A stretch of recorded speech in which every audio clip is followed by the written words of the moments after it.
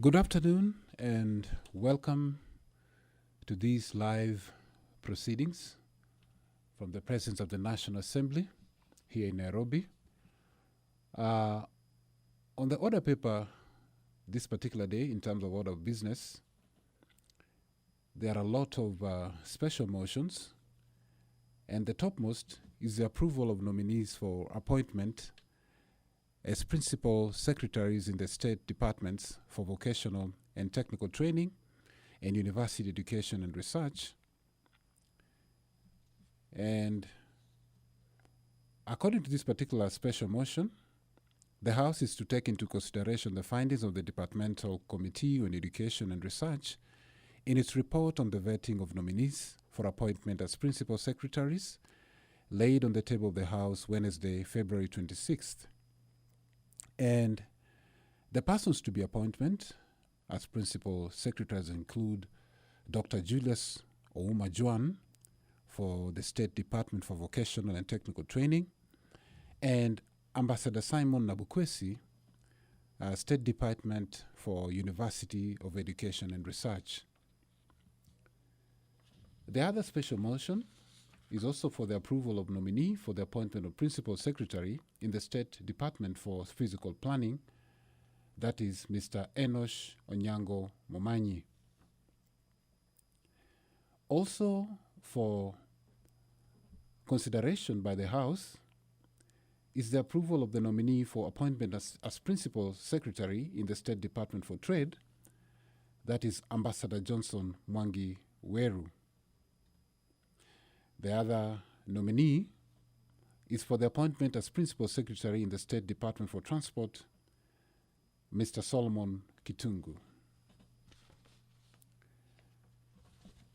In the questions segment, and this is ordinary questions, the member for Kwale County, Honorable Zuleka Hassan, is to ask the Cabinet Secretary for Water, Sanitation and Irrigation, who are the direct beneficiaries of the water from Mwache Dam constructed by the national government in Kwale County, and why weren't the residents of Kinango constituency, where the dam is located, considered as priority beneficiaries, and could the Cabinet Secretary consider urgently providing water to the said residents? The other question also is, when will the residents of Mwache area, Kwale County, who are affected by the construction of Mwache Dam by the national government, be compensated for loss of land, properties, livestock and crops? This question is to be replied before the Departmental Committee on Environment and Natural Resources. Also on the order paper, ordinary questions, is question number 025 for 2020 by the member for Embakasi Central, Honorable Benjamin Mwangi, who is to ask the Cabinet Secretary for Lands and Physical Planning. And in the questions, he's asking, could the Cabinet Secretary confirm the current status of ownership of the 5-acre piece of land known as LR number Nairobi Block 156-1, set aside by the Housing Finance Group in Komarok Ward in Embakasi Central constituency for establishment of a public school. As we can see, the Speaker is on his way to the House.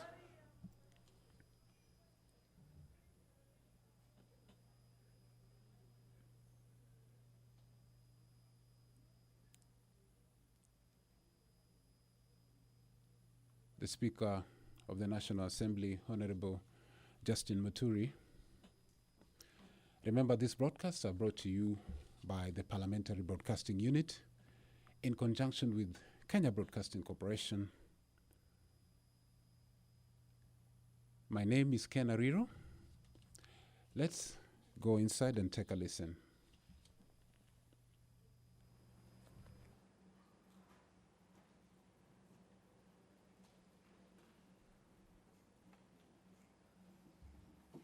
Let us pray. Almighty God, who in your wisdom and goodness have appointed the office of leaders and parliaments for the welfare of society and the just government of the people, we beseech you to behold with your abundant favor as your servants, whom you've been pleased to call to the performance of important trusts in this republic. Let your blessings descend upon us here assembled, and grant that we treat and consider all matters that shall come under deliberation in so just and faithful a manner as to promote your honor and glory, and to advance the peace, prosperity, and welfare of our country and of those whose interests are committed to our church. Amen.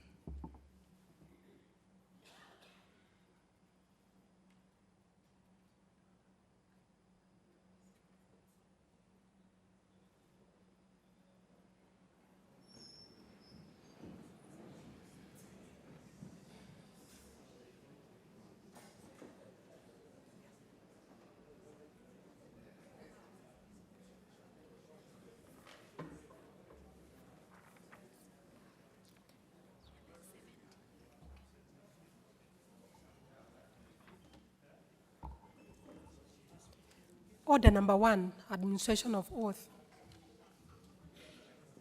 Order number 2, communication from the chair. Order number 3, messages. Order number 4, petitions.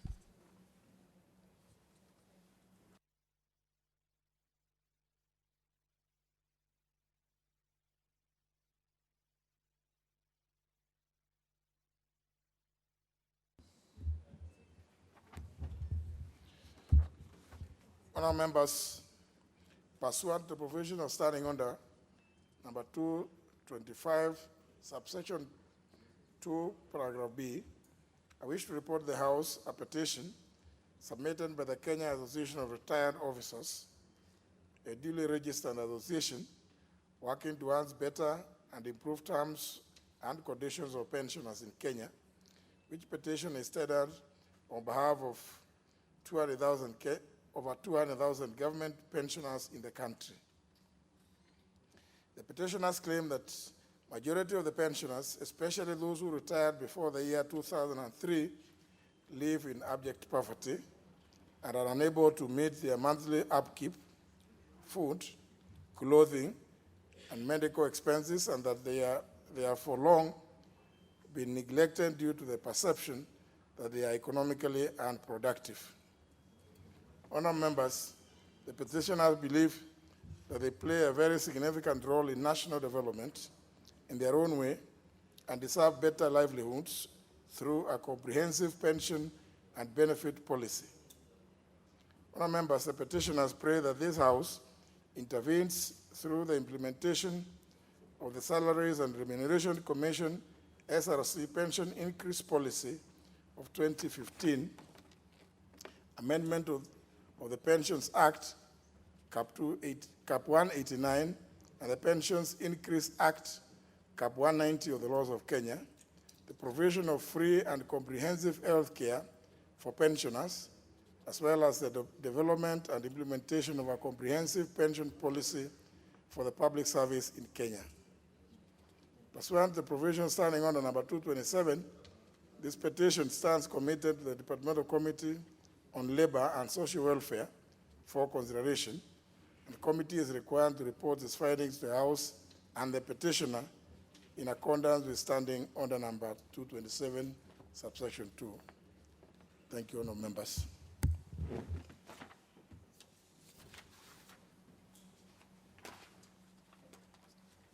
Next.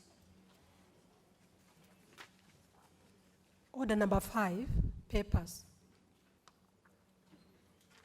Leader Majority. Honorable Speaker, I beg to lay the following paper on the table of the House today, Thursday, February 27th, 2020, Annual Report and Financial Statements of the Higher Education Loans Board for the financial years 2016-2017 and 2017-2018.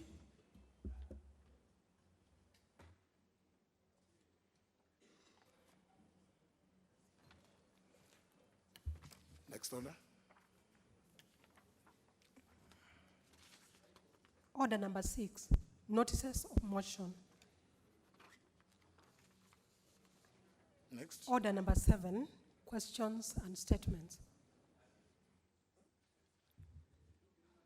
Honourable members, there are three questions. The first one is by the member for Kwale County, the Honourable Suleika Hassan, who just less than 10 minutes ago submitted a request for deferment of the question on account that she has another engagement in Nakuru.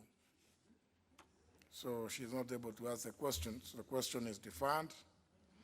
The next question, and indeed, honourable members, question number 3 by the member for Nyatike, the Honourable Tom Ondege, will not be asked, also is going to be deferred. The Honourable Tom Ondege wrote to me earlier this morning requesting for deferment of the question on account that he is not available in the House this afternoon. So both requests have been acceded to, and therefore those questions will not be asked. The only question to be asked is the question number 025 by the member for Embakasi Central, Honorable Benjamin Mwangi. Thank you, Mr. Speaker. I like to ask question number 025 of 2020, directed to the Cabinet Secretary for Arts and Physical Planning. Could the Cabinet Secretary confirm the current status of ownership of 5-acre piece of land known as LR number Nairobi Block 156/1, set aside by Housing Finance Group in Komorok Ward in Embakasi Central constituency for establishment of public school? When will the piece of land be released to the Ministry of Education to enable publishing of a registry index map RIM and risk prepared for school construction to commence? Thank you, Mr. Speaker.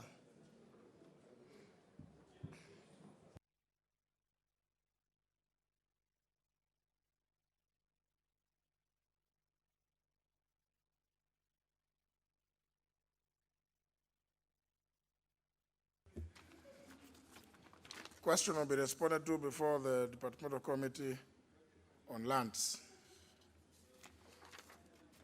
And that ends that first segment of that order. I will interrupt the order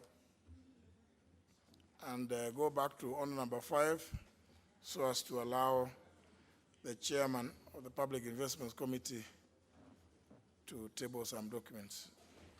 Orders number 5 and 6.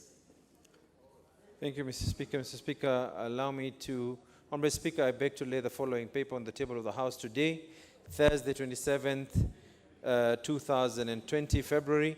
Progress report on consideration of the special audit report on procurement of pre-export verification of conformity to standard services for used motor vehicles, mobile equipment, and used spare parts by the Kenya Bureau of Statistics. Kenya Bureau of Statistics. Kenya Bureau of Standards. My apologies, Mr. Speaker. Yes, move to the next order. Order number 6 is notice of motion. Honorable Speaker, I beg to give notice of the following motion that, that this House adopts the progress report on consideration of the special audit report on procurement of pre-export verification of conformity to standard services for used motor vehicles, mobile equipment, and used spare parts by Kenya Bureau of Standards, laid on the table of the House on Thursday, February 27th, 2020. Very well. Go back to order number 7, the second segment. Understanding order number 84, allow the member for Rongai, the Honorable Raymond Kipruto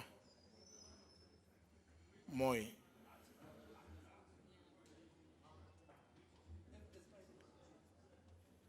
The member is not present. Where does he sit? The people who come at 5 p.m. usually, I don't know where they sit. I know he is a very active member, but I've watched him from my office, so I would want to know where he normally sits.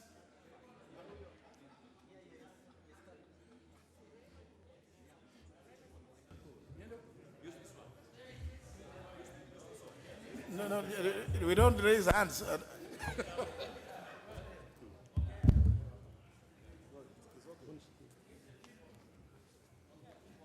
Ngoja. Uzee.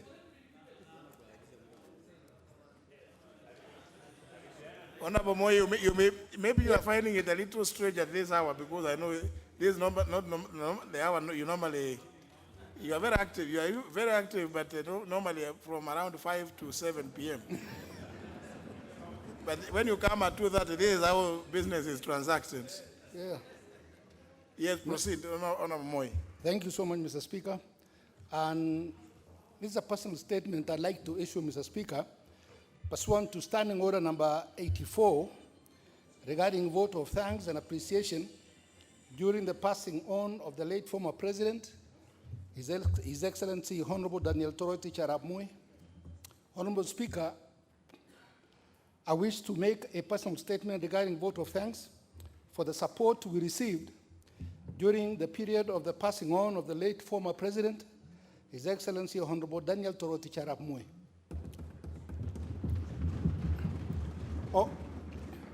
Honorable Speaker, on behalf of the entire family of the late former President Daniel Toroitich Arap Moi, and on behalf of my family, I am extremely humbled to register our sincere gratitude to all Kenyans for standing in solidarity with us during the period of mourning following the demise of my father, our family Guka, our family pillar, our hero, and our nation's leader, the former president. All we could say as a family from the bottom of our hearts is thank you, and thank you. Asanteni sana. We thank you for your outpouring of love, for your prayers, and for standing with us during the period of mourning and sending off of our beloved Mzee. Honorable Speaker, we would like to thank His Excellency, the President of the Republic of Kenya, and Commander-in-Chief of the Kenyan Defense Forces, Honorable Uhuru Muigai Kenyatta, the Deputy President, Honorable Dr. William Ruto, the Chief Justice and President of the Supreme Court, Honorable Justice David Maraga, and the entire judiciary, the former Prime Minister, the Right Honorable Raila Odinga, former Vice Presidents, Honorable Stephen Kalonzo Musyoka, and Honorable Musalia Mudavadi, all Cabinet Secretaries, and particularly the Ministry of Defense, the Ministry of Interior, and Coordination of National Government, the Attorney General, Justice Retired Paul Kiara Kariuki, all Principal Secretaries, all County Governors, led by Chairperson of the Council of Governors, Ambassadors and High Commissioners, for their unrelenting support they gave the family during those trying moments. The family truly appreciates all for taking time off from their busy schedules that included traveling from far distances to condole with the family, and much more important, for taking time to visit our homes. We thank you all. Honorable Speaker, I would like to thank the two speakers of our parliament, the Honorable Speaker of the National Assembly, Honorable Justin Muturi, and the Honorable Speaker of the Senate, Honorable Kenneth Lusaka. I'd like to thank my colleagues, members of parliament, both in the National Assembly and Senate, for being with us, Mr. Speaker. Your words of encouragement and all you gave us during the period. We thank all the parliamentary staff, led by the Clerk of the National Assembly, Mr. Michael Sialai, and the Clerk of the Senate, Mr. Jeremiah Nyangenye, for the facilitation and staying with us during the period. Honorable Speaker, I must mention our deep sense of appreciation to the Kenya Defense Forces for the outstanding military pageantry, the pomp, tradition, and rituals. We thank the military clergy, all other clergy led by former African Inland Church Bishop Silas Yego, the Kalenjin elders, officers from the National Police Service, and officers from the Prisons Department, the National Youth Service, and other officers. Honorable Speaker, I may not be able to mention each and every person, The list is long, and with your permission, Honorable Speaker, allow me to thank the people of Baringo and Nakuru counties, and specifically Rongai constituency, my constituents whom I humbly represent. The family appreciates each and every individual, all the people of Kenya and the world, for every contribution each one of you showed and gave us. We thank you, and may God's grace and blessings be upon all of you. We say a big thank you, asanteni sana.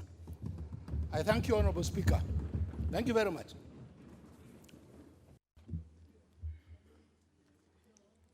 Very well.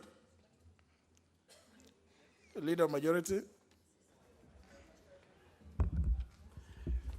Honorable Speaker, pursuant to the provisions of Standing Order 44-2A, I rise to give the following statement on behalf of the House Business Committee, which met this past Tuesday at the rise of the House. Honorable Speaker, on Tuesday next week, we will consider in the Committee of the Whole House the Representation of Special Interest Groups Laws Amendment Bill, National Assembly Bill number 52 of 2019, and we shall continue with the second reading of the following bills, should we not conclude them today. The County Roads, Walkways and Parking Bays Bill, Senate Bill number 18 of 2018, the Preservation of Human Dignity and Enforcement of Economic and Social Rights Bill, Senate Bill number 27 of 2018, the Care and Protection of all the members of the society, Senate Bill number 17 of 2018,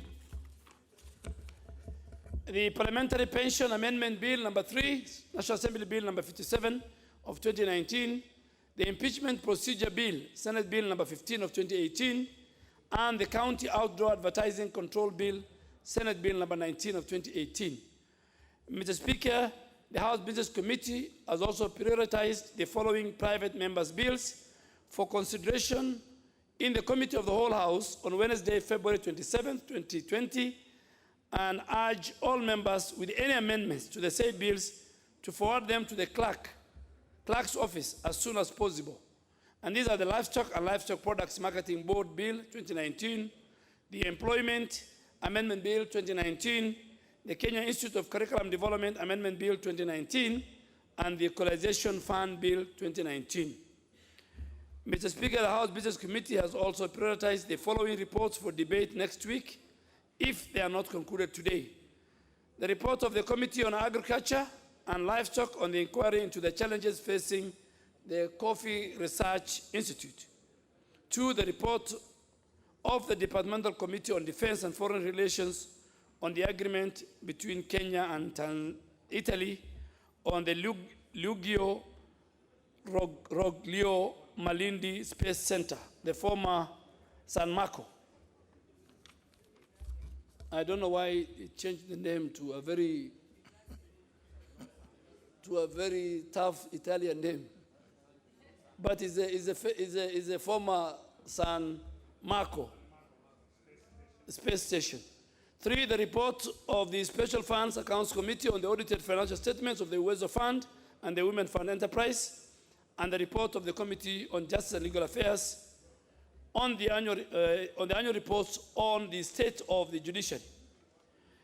So, Speaker, in respect to questions before committee, the House is aware that committees have been very busy dealing with the budget policy statement, the vetting of cabinet secretaries and principal secretaries, and the Business Laws Amendment Bill 2019. And in this regard, the departmental committees are yet to prioritize responses to questions, save for a question by private notice by the Honorable Rueda Obo and Honorable Aramat Lamanken, MP to the Cabinet Secretary for Health, for which the relevant committee will schedule for response next week.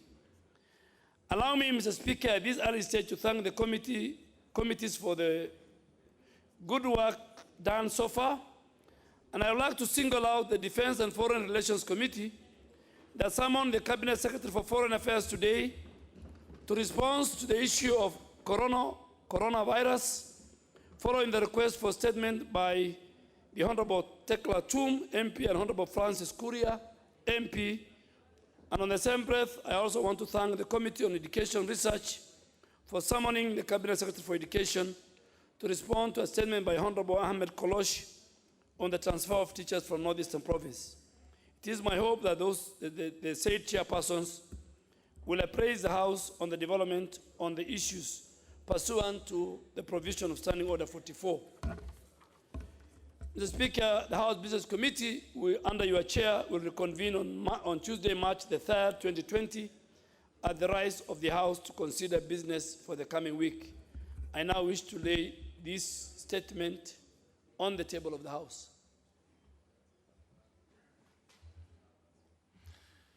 Honourable members, I am aware, I just want to remind ourselves, usually by Monday afternoons and Tuesday mornings, there are several of you who are always calling the staff asking, what is coming up? What is coming up? I would want to encourage us that, because I've seen, other than William Chepkut, who uses something popularly known as in the village, in the streets, Mulika Mwizi, all of you have smartphones. So please, this statement by the leader of the majority party, if you could just take a photo of it, you don't need them to ask anybody to make those frantic calls on Monday because the villagers are holding you and you are trying to tell them, no, if you took that and you are flashing that thing to them, telling you see what is happening, they will let you come to the house. But I also want to encourage you further. Again, because you have those smartphones, take a photo of and store it of the published calendar of the House for this session. Because then it will help you even in your bedroom, wherever that may be, to look at and tell whoever, if it's your family or wherever you may be, tell them that this is, the program is going to be like that. In the month of between 1st of May and 1st of June, I will be free, therefore I can be available. Or that between this time and this other, I'm not available. Just to encourage, because it becomes a lot easier, even for planning. That's the reason why it was made mandatory that once the House sits and passes, resolves in a particular way with regard to the calendar, it must be published in the Kenya Gazette. But you don't have to wait for the one in the Kenya Gazette. There are copies of the calendar. Please, just make sure that you have it. I'm sure a member like the Honorable Undo will not have a big problem. But now the elderly people like the Honorable Jimmy Angwenyi, who was only as what is called Mulika Mwizi, may be in trouble. But please, those of you with smartphones, it will help. So even this statement by the leader majority, for purposes of, because after Thursday, I know you get involved in so many things that sometimes it is natural sometimes to forget. And because you get into a weekend, and you may be in places where what you consume may not allow you to remember what happened yesterday. So please, take advantage of this. Next order. Honorable Mishra, what is your point of order? Sorry, before we go to... Thank you, Excellency. Now, there is no non-smartphone nowadays. All phones are smartphone because everybody has smartphone. But now my worry, many members will make fake programs in that phone and they will cheat and con the family. They will be somewhere else. That is, thank you very much. Oh no, Mishra, you are lucky that I don't see any member rising in their place to claim that you are imputing improper motives on, on members. Member for Kilifi North, what is your point of order? Mr. Speaker, I actually want to echo what you said. I think what the Honorable Mishra said is very unfortunate that he wants to portray all members as that dishonest as he may want to be himself. I think he needs to withdraw that statement. We have honorable members here, and I think we should be treated that way. Yes. So he needs to withdraw and apologize. Yes, Honorable Mishra. Excellency, I agree with him, but man without weakness is not a man, unless he is not a man. Thank you. I withdraw the statement.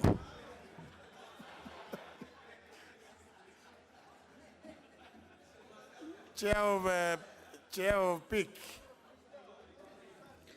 Thank you very much, Mr. Speaker. Mr. Speaker, I, I tend to agree with Honorable Baya, and to my Honorable Mishra, he is not lucky as some of us who profess the Islamic faith where we can actually have more than one wife. So maybe that is the reason why he is actually saying that he will be using that to lie to his family back home. But at an era of smartphone nowadays, people can actually FaceTime you, they can WhatsApp video call you. So I just want to let him know that it is not an excuse. He can actually be caught if he is to be caught. And maybe that will be his weakness. Thank you, sir. Now you have added another dimension. He didn't talk about wives. He didn't talk about wives. Maybe you could have talked about husbands. Honorable Pukose, what do you want to... Honorable Speaker, with all due respect, you know, Honorable Mishra is a gynecologist. So I think we need to understand him from that point of view. Very well. I think I think it is getting murkier. Yeah? I think it's getting murkier. Let's leave it at the point that he has withdrawn. Honorable Mishra, you are required to have withdrawn. I am withdrawing, but I will tell you, my honorable friend, always we don't go to kitchen to eat food. We also go to restaurants. So no more wives. So many other people are also there. Thank you. Let's move to the next order. Let's get into business. Order number 8, special motion. Approval of nominees for the appointment as principal secretaries in the state departments for vocational and technical training and university education and research. Question to be put. Now, members, debate on this motion was concluded yesterday. I therefore put the question that taking into consideration the findings of the Departmental Committee on Education and Research in its report on the vetting of nominees for appointment as principal secretaries, laid on the table of the House on Wednesday, February 26, 2020, and pursuant to provisions of Article 155, Clause 3, Paragraph B of the Constitution, and Sections 3 and 8 of the Public Appointments Parliamentary Approval Act 2011, this House approves the appointment of the following persons as principal secretaries. 1, Dr. Julius Ouma Juan, State Department for Vocational and Technical Training, and Ambassador Simon Nabukwesi, State Department for University Education and Research. Will as many as of that opinion say aye? Aye. Will as many as of the contrary opinion say no? The ayes have it.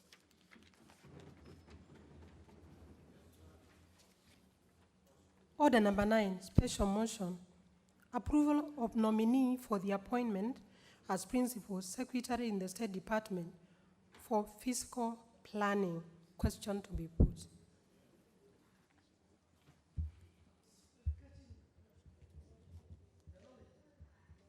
No, it's not that way. Yes, that way. Again, none of members' debate on this motion was concluded. I therefore put the question that taking into consideration the findings of the Departmental Committee on Lands in its report on the vetting of the nominee for appointment as a principal secretary, laid on the table of the House on Wednesday, February 26, 2020, and pursuant to the provisions of Article 155, Clause 3, Paragraph B of the Constitution, and Sections 3 and 8 of the Public Appointments Parliamentary Approval Act 2011, this House approves the appointment of Mr. Enosh Onyango Momanyi as the Principal Secretary, State Department for Physical Planning.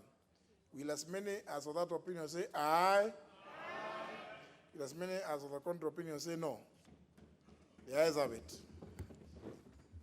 Next. Order number 10, special motion. Approval of nominee for appointment as Principal Secretary in the State Department for Trade. Question to be put. Similarly, debate on this was concluded. I therefore put the question that taking into consideration the findings of the Departmental Committee on Trade, Industry, and Cooperatives in its report on the vetting of the nominee for appointment as the Principal Secretary, laid on the table of the House on Wednesday, February 26, 2020, and pursuant to the provisions of Article 155, Clause 3, Paragraph B of the Constitution, and Sections 3 and 8 of the Public Appointments Parliamentary Approval Act 2011, this House approves the appointment of Ambassador Johnson Mwangi Weru as the Principal Secretary, State Department for Trade. Will as many as of that opinion say aye? Aye. Will as many as of the contrary opinion say no? The ayes have it. Order number 11, special motion. Approval of nominee for appointment as Principal Secretary in the State Department for Transport. Question to be put.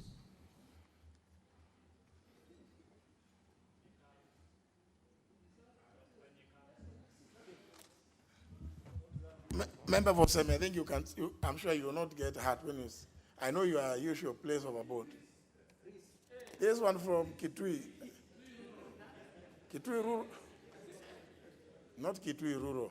She's a member for the entire Kitui, isn't it? Including the urban bit, the urban bit of it. The Honorable Casalo, is that correct? Yes.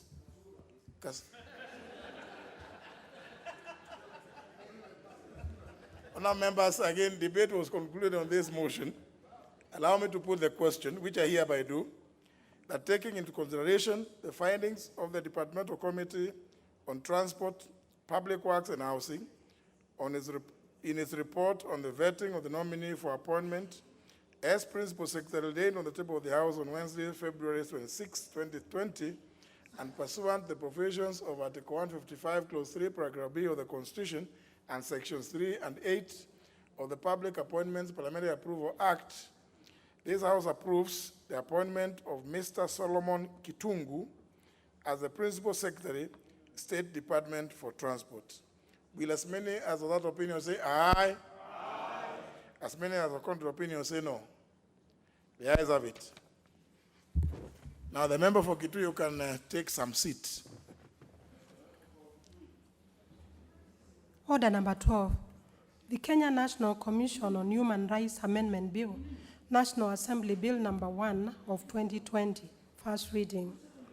A bill for an act of parliament to amend the Kenya National Commission on Human Rights Act and for connected purposes. Next order. Order number 13, special motion. Approval of nominee for appointment as Principal Secretary in the State Department for Public Service.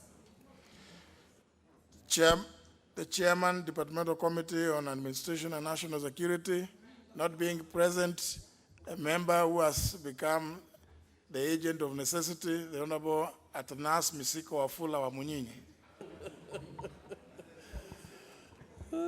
Thank you very much, Mr. Speaker. On behalf of the Chair, I beg to move that taking into consideration the findings of the Departmental Committee on Administration and National Security in its report on the vetting of nominee for appointment as Principal Secretary laid on the table of the House on Wednesday, February 26, 2020, and pursuant to the provisions of Article 155(3) B of the Constitution and Sections 3 and 8 of the Public Appointments Parliamentary Approval Act 2011, this House approves the appointment of Mrs. Mary Wanjira Kimonye as Principal Secretary, State Department for Public Service.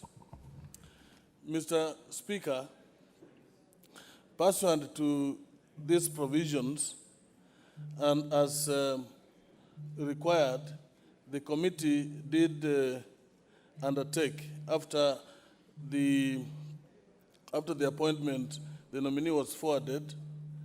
The committee did consider the nominee and presented its report to the House on 26th, as stated, Mr. Speaker. And as required by Standing Order 42.1, the name and curriculum vitae of the nominee was referred to the Departmental Committee of Administration and National Security on 10th of February 2020 for vetting and subsequent reporting to the House within 14 days. Mr. Speaker, in line with the provisions of Article 118(1)(b) and Section 6(9) of the Public Appointment Parliamentary Approval Act 2011, the committee in local daily newspapers of the Daily Nation and the Standard of the 12th February 2020 invited the public to submit memoranda on the suitability of the nominee to hold the office, Mr. Speaker. And pursuant to the provisions of Section 6(3) of the Public Appointment Parliamentary Approval Act 2011 and Standing Order 45.5, the committee, through newspaper advertisement on the 14th February 2020, notified the public of the date, time, and venue of the approval hearing. And further, the committee, through a letter dated 13th February 2020, officially invited the nominee for approval hearing on the 20th February 2020 at 10 a.m. Mr. Speaker, on Wednesday, February 12, the Clerk of National Assembly wrote the Ethics and Anti-Corruption Commission, the Revenue Authority, the Directorate of Criminal Investigation, the Higher Education Loans Board, and Registrar of Political Parties, requesting for reports in respect of the nominee on the following: matters touching on ethics and integrity, tax compliance, criminal record, education loans, advance, and political affiliations. Mr. Speaker, sir, the agencies, Kenya Revenue Authority, Directorate of Criminal, all the agencies, Mr. Speaker, including the Higher Education Loans Board and the Registrar of Political Parties, did not have any outstanding issues with the nominee. Mr. Speaker, the committee conducted an approval hearing on 20th February 2020, and the nominee appeared before the committee, was examined in accordance with the provisions of the Constitution, the Public Appointments Act, and the National Assembly Standing Orders on her suitability and otherwise for appointment as Principal Secretary. And Mr. Speaker, in determining the nominee's suitability to hold office, the committee was mainly guided by the Constitution of Kenya and the Public Appointments Parliamentary Act, and the key issues for determination were as follows. 1, how her name was arrived at for nomination by His Excellency the President, her qualification for appointment as Principal Secretary, Chapter 6 of the Constitution on Leadership and Integrity, memoranda received from the public contesting her suitability to be appointed to the office. And Mr. Speaker, it should be noted that no memorandum was received from the public contesting the nominee's suitability to be appointed to the office by close of business on Tuesday, 18th February 2020 at 5 p.m. as per the newspaper advertisement on public participation. Mr. Speaker, the committee, having vetted the nominee, made the following findings and observations. 1, her academic credentials and professional training and experience met the requirement for appointment as Principal Secretary. 2, she was recommended for appointment by the Public Service Commission as required by Article 155(3)(a) of the Constitution. Mr. Speaker, number 3, there was no memoranda received from the public contesting her nomination and suitability for appointment to the office. 4, the skills and experience acquired from other positions she has served in public and in private sector will be useful to the new position if appointed. 5, she satisfies Article 78, 1, 2 of the Constitution because she is a Kenyan citizen and does not hold dual citizenship. 6, the committee was satisfied that there will be no potential conflict of interest as stipulated in Article 75(1) of the Constitution should the nominee be appointed to the position. 7, she satisfied the requirements of Chapter 6 of the Constitution on Leadership and Integrity, as DCI, KRA, and all other institutions did not raise any issues against her. 8, she has never been charged in in court for a criminal offense. She has not been adversely mentioned in an investigatory report of Parliament or any other commission of inquiry in the last 3 years. She satisfied the requirements of Article 77(2) of the Constitution because she does not hold office in a political party, neither has she held one at any given time before nomination. She has never been dismissed or otherwise removed from office under Article 75 of the Constitution for contravention of provisions of Article 75(1) on conflict of interest, Article 76 on financial probity, Article 77 on restriction of state officers, and Article 78(2) on dual citizenship. She exhibited knowledge and understanding of responsibilities and other pertinent issues relating to the Office of Principal Secretary, State Department for Public Service, by virtue of serving as Principal Administrative Secretary and having held other positions at the ministry. Mr. Speaker, in conclusion, the committee recommends that this House approves the nomination of Mrs. Mary Wanjira Kimonye for appointment as Principal Secretary, Ministry of Public Service and Gender, State Department for Public Service, by His Excellency the President. I urge the House, Mr. Speaker, to adopt the recommendation of the committee as contained in this report. I therefore, Mr. Speaker, beg to move and call upon the Honorable Joseph Kabinga Wachira Wadayo to second. I thank you, Mr. Speaker. Member from where? Yes, please proceed. Thank you, Mr. Speaker. I arise to second the appointment of Mary Wanjira Kimonye as the Principal Secretary, State Department of Public Service. Mr. Speaker, I participated in the vetting of Mary Wanjira Kimonye, and I can confirm to this House that this is one of the most qualified people that probably we have come across. Mr. Speaker, this is a lady who has been a lecturer. This is a lady who was the CEO for Brad Kenya.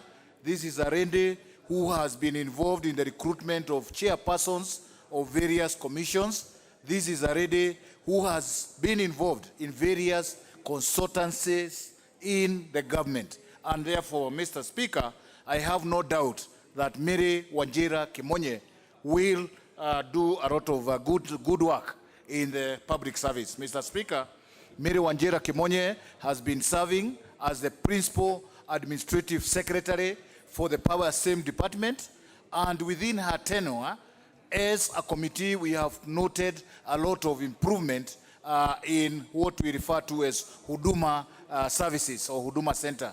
We therefore believe that this is the right candidate. This is the candidate to bring a lot of change in the public service, and we expect a lot. Mr. Speaker, I beg to second.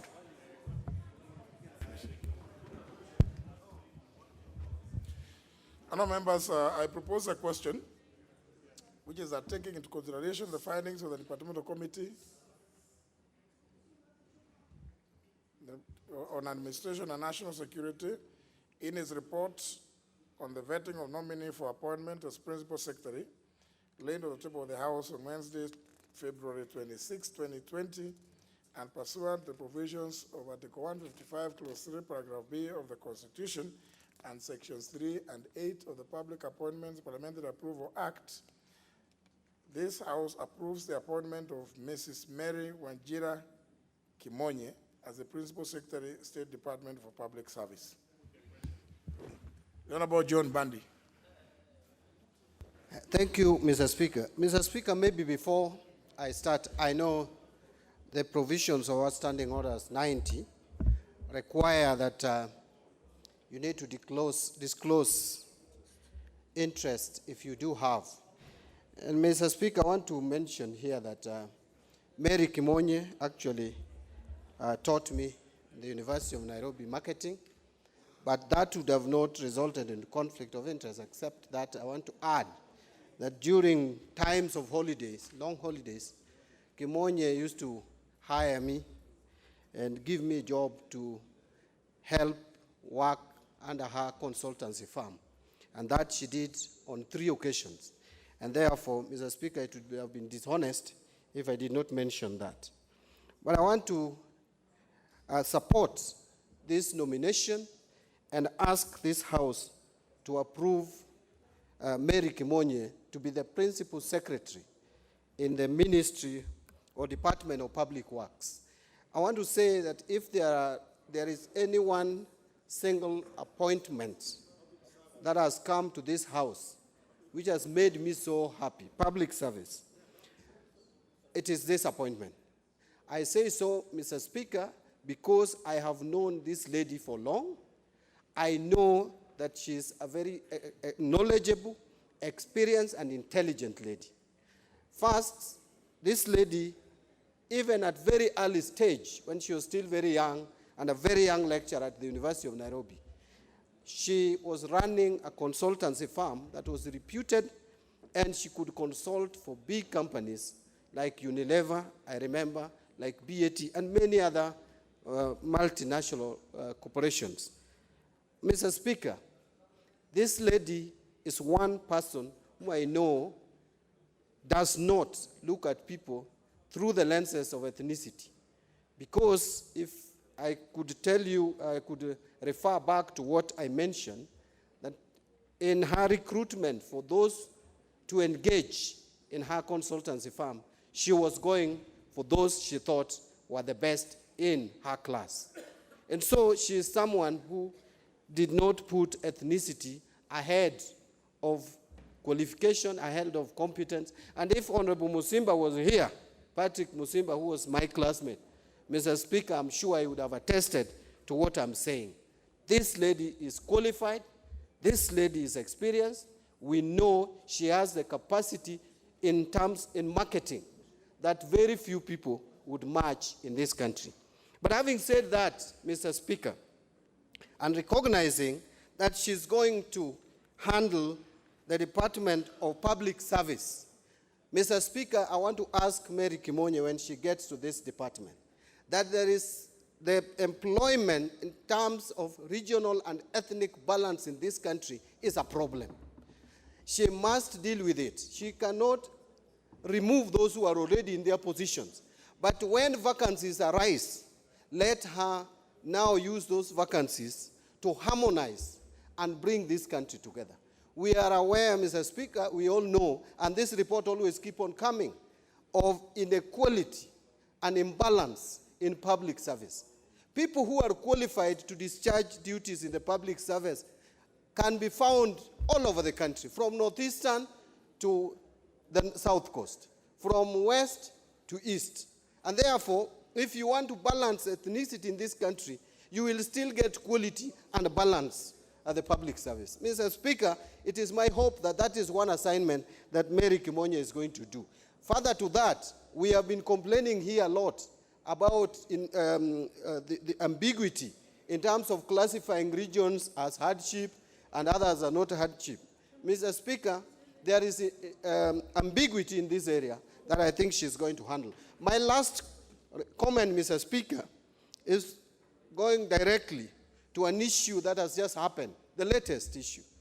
And that is, there is this report, Mr. Speaker, and I have no reason to doubt it, that we have allowed in this country, Mr. Speaker, a Chinese airline to get their plane to this country, Mr. Speaker.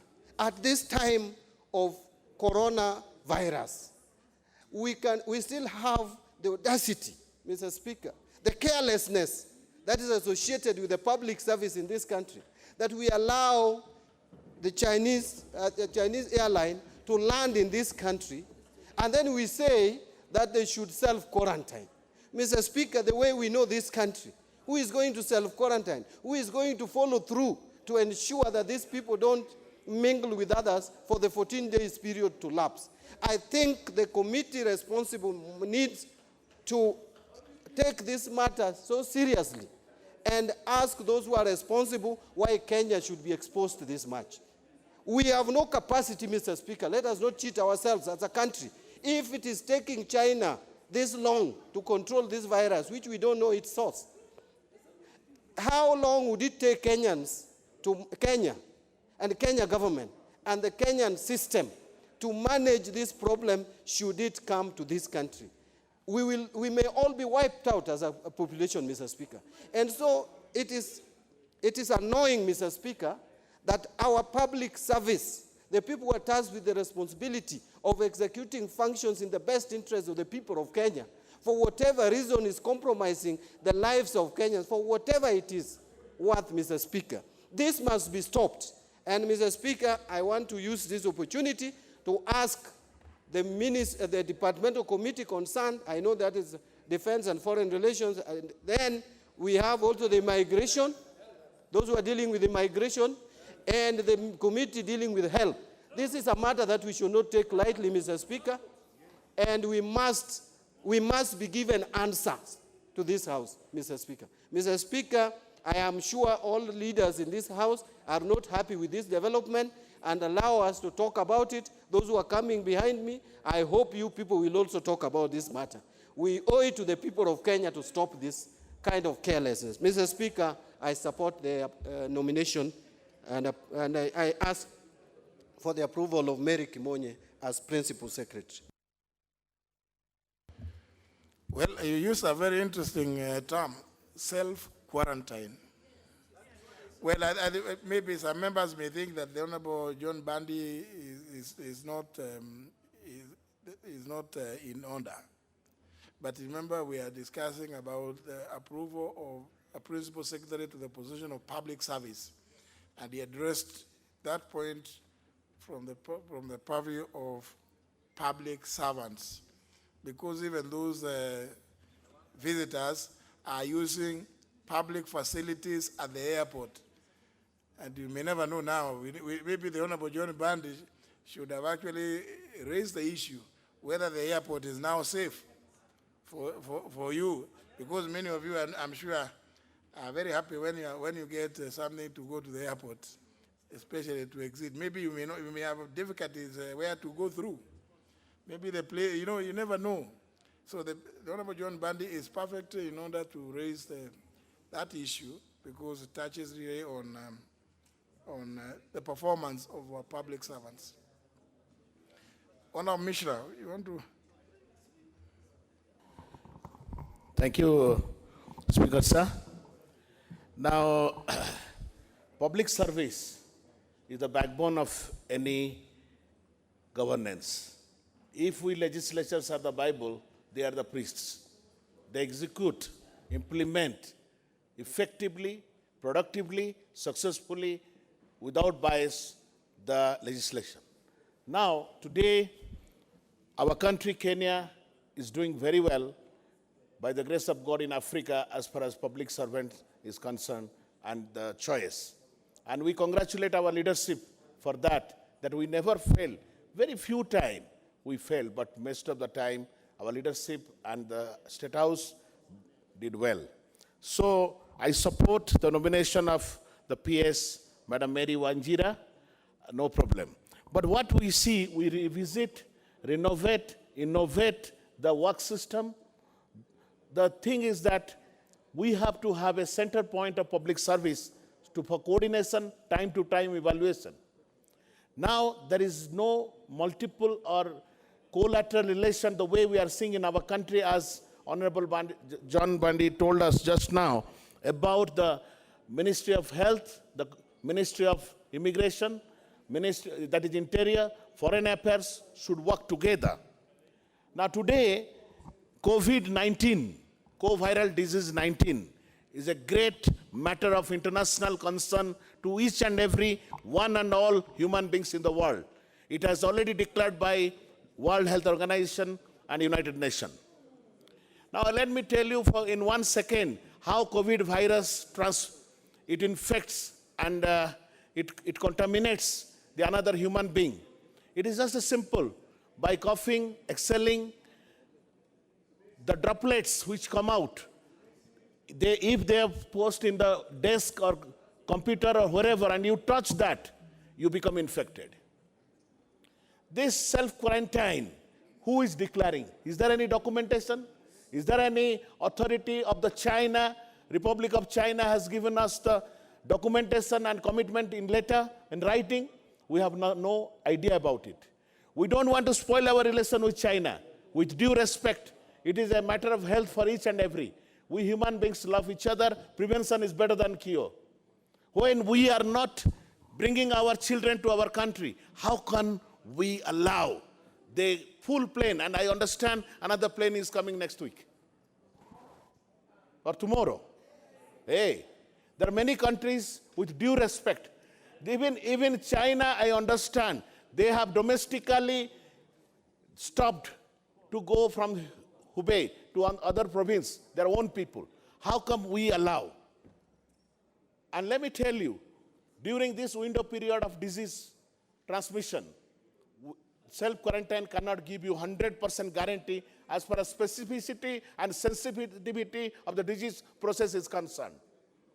We Africans are very generous, we know, but please, charity begins at home. Let us love our children first. Thank you very much. It is a matter of concern, and we have to take this matter very seriously, and all the public servants, all the technocrats, legislators, executives sit together and think tank without blame game. Thank you very much, Speaker, sir. Leader Majority, you want to contribute? Speaker, let me talk about Mary Kimonye, the nominee, not the coronavirus, and China and the planes. Mr. Speaker, just like Honorable Bundy said, let me also declare my interest. I don't know Mary, but I have known her husband for many years. And I have known him since he was the CEO of Kenya Meat Commission. But I'm sure, based on what the committee has reported, the nominee has been cleared by the institutions that deal with Chapter 6 of the Constitution.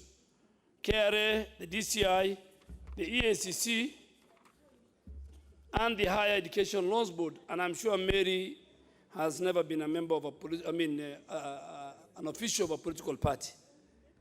But if you look at between 2017 and 2018, those 2 years, she served as a special advisor and strategic initiative, special advisor on special projects and strategic initiatives in the Ministry of Public Service, Youth and Gender, and rose to the position of a principal administrative secretary. In fact, she had an accounting position, an accounting officer. She has also served both in the public and private sector for over 21 years. And this will show that Mary has exhibited vast knowledge and experience, having served in various institutions and organizations, and has wide knowledge in public service. I am sure she has complied with Article 78, 1 and 2 of the Constitution, and the nominee is a Kenyan citizen and does not hold a dual citizenship. This therefore fit her to hold a public office. Mr. Speaker, this is very, very critical. Yes, so she's not like the other person that the House dealt with. Speaker, This Committee on National Security did not receive any advance report on the nominee. Mr. Speaker, not only to Mary, if this House approve, but to all other public servants, principal secretaries, I think the earlier the better they adhere to the provisions of Article 75(1) of the Constitution, which provides as follows, and this must be made clear to all public servants and state officers. A state officer shall behave, whether in public or official life, or in private life, or in association with other persons, in a manner that avoids A, any conflict between the personal interests and the public official duties, 2, or B, compromising any public or official interests in favor of personal interests, and C, demeaning the office the officer holds. This is very, very important, Mr. Speaker, that all people who are vetted and those who are in key positions in public service, who are state officers, must comply with Article 71(1). Speaker, on public service, and I need to make it very clear, the Public Service Commission, for example, does all the interviews and public appointments. And they must comply with the diversity and the gender diversity, regional diversity, ethnic diversity of our country. Speaker, if you look at some of the committee sittings, and Honorable Jimmy Agwenyi was sharing with me, you'll find a minister coming to face a committee, and he has 5 officers with him, and all the 5 are from one community. Speaker, it's very, very shameful. That is not the Kenya that we are all talking about, that we want to build. You know, the problem in this country, Mr. Speaker, is that what we say is not what we do. What we say is not what we do, and we are not honest, and sometimes we are very deceitful. Even your department, even your ministry, even your staff must reflect the diversity of Kenya. And Mr. Speaker, if you walk to my office, you will find the diversity of Kenya. My office, my research assistant, my secretaries, the person who is a policy analyst, the person who, my personal assistant, go to my office, my driver, my security, every community that lives in Kenya, in one way or the other, work for the office of the Leader of Majority. And I'm sure you'll agree with me. Yes, I agree. Yes. My senior research assistant comes from Nyanza, comes from Kisii area. The person, my office assistant. So, Mr. Speaker, I mean, and this is there. You can even see from the appointments. So, which Kenya are we talking about? Mr. Speaker, I am ready. You know, I said I don't play deceitful. I say and I stand by what? You don't need to go audit. You just need to walk to the first floor right now and go do physical count. In fact, my senior research assistant comes from his constituency, Honorable Onyanka's constituency. Yeah, and very competent. And those Kenyans are very competent. Mr. Speaker, look at even when I don't know him, when Professor Kiama was interviewed, he became #1 as the Vice Chancellor of the University of Nairobi, and I'm happy today, Honorable Minister has realized that he has violated the law. He has withdrawn his case. You know, but the Public Service Commission that did the interview has not spoken up to today. The Public Service Commission should have said, we have done the interview of Professor Kiama, and in a fair, transparent manner, he won. Why do you subject Professor Kiama to what the humiliation he went through? Let us be very fair as a country. Let us start with employment. the unemployment rates in my constituency is the highest, 65%. Mr. Speaker, yesterday I saw,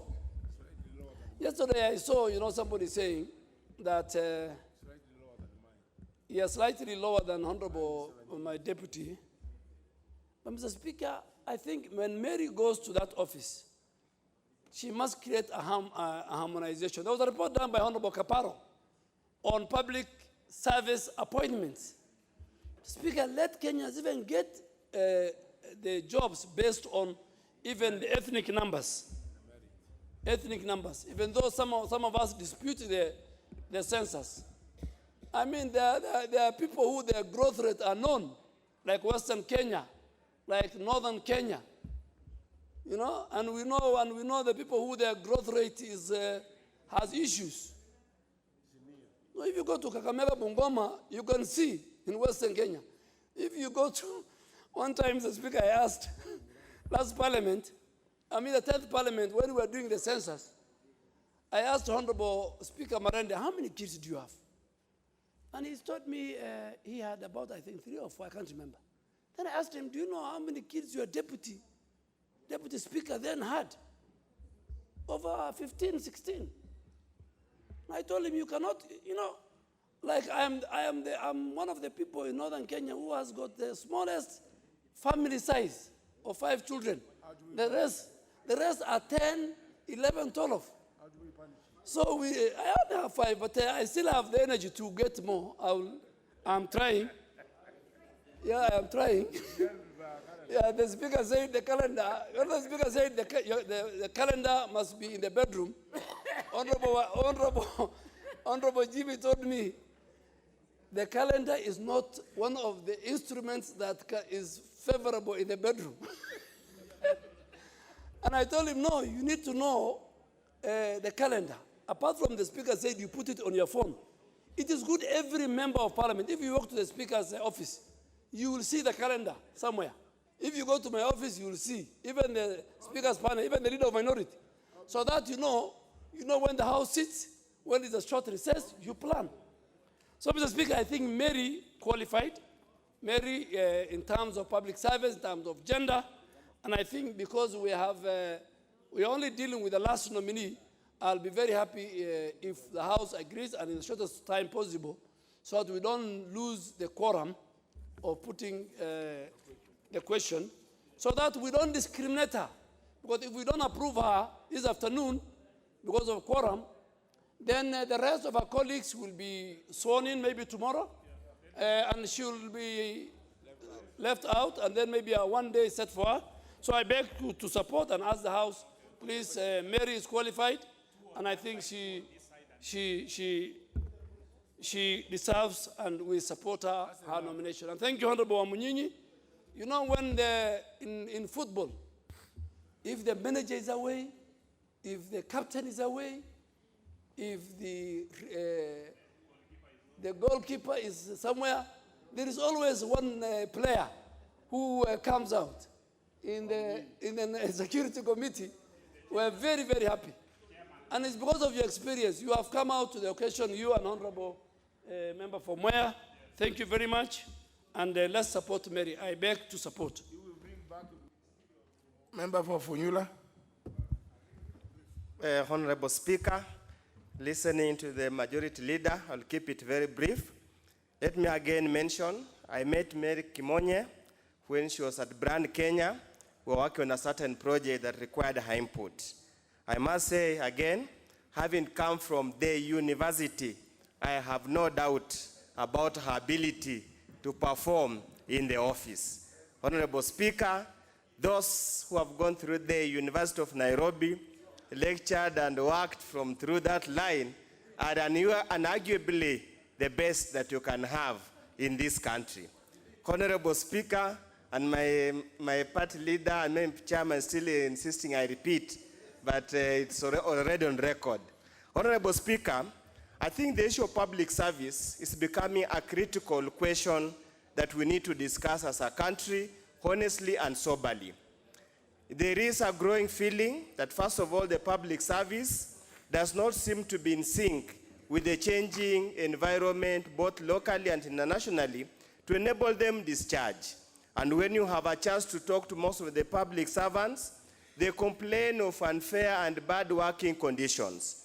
I hope Mary Kimonye will make all effort that she can to put into place work studies and work processes that will enable them to perform adequately and achieve their targets. Honorable Speaker, it makes sense to employ somebody, give him or her a desk, and do not facilitate him or her to do the work, most of it involving field work and the rest.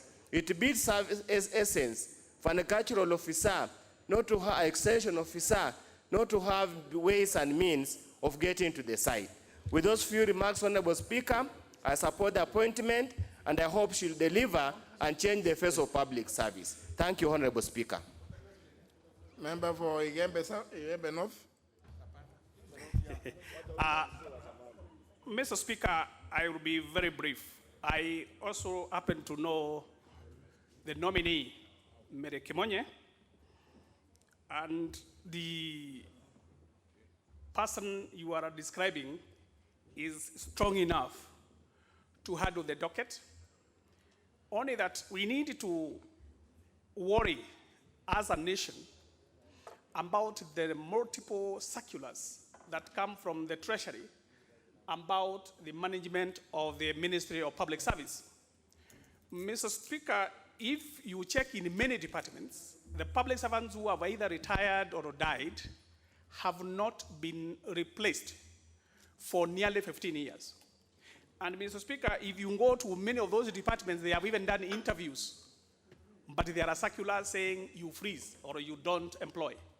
So, Mr. Speaker, we would wish to ask, there's a strong character, diligent and honest lady to come in with force. Let her use her eyes and clear the backlog or the mess that is in the public service because of those numerous circulars by the Treasury that doesn't care how you do performance contracts, yet you don't have the personnel to do it. I don't give a quick example at the end of the story, Mr. Speaker. We need in Igembe North an engineer to approve our Bureau of Quantities. I did ask the Secretary for Works in the Ministry of Works, and he told me in April last year they finished the interviews, but the Treasury told them they cannot hire. So all the nominees were interviewed and they are ready, but 9 months later, they have not been employed. That is not how you run a country.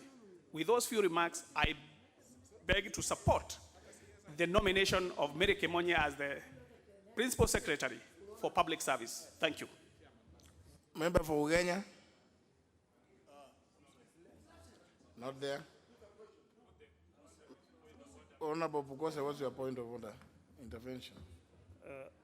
Honorable Speaker, the Honorable Wafula Wamunyinyi Athanasius has made a very good presentation together with this committee, and this is a very good report that, and it's been followed ably by the minority leader and the majority leader and the members who have contributed, which we think, and in the interest of the House, I'm standing under Standing Order 95, that the mover be called to reply.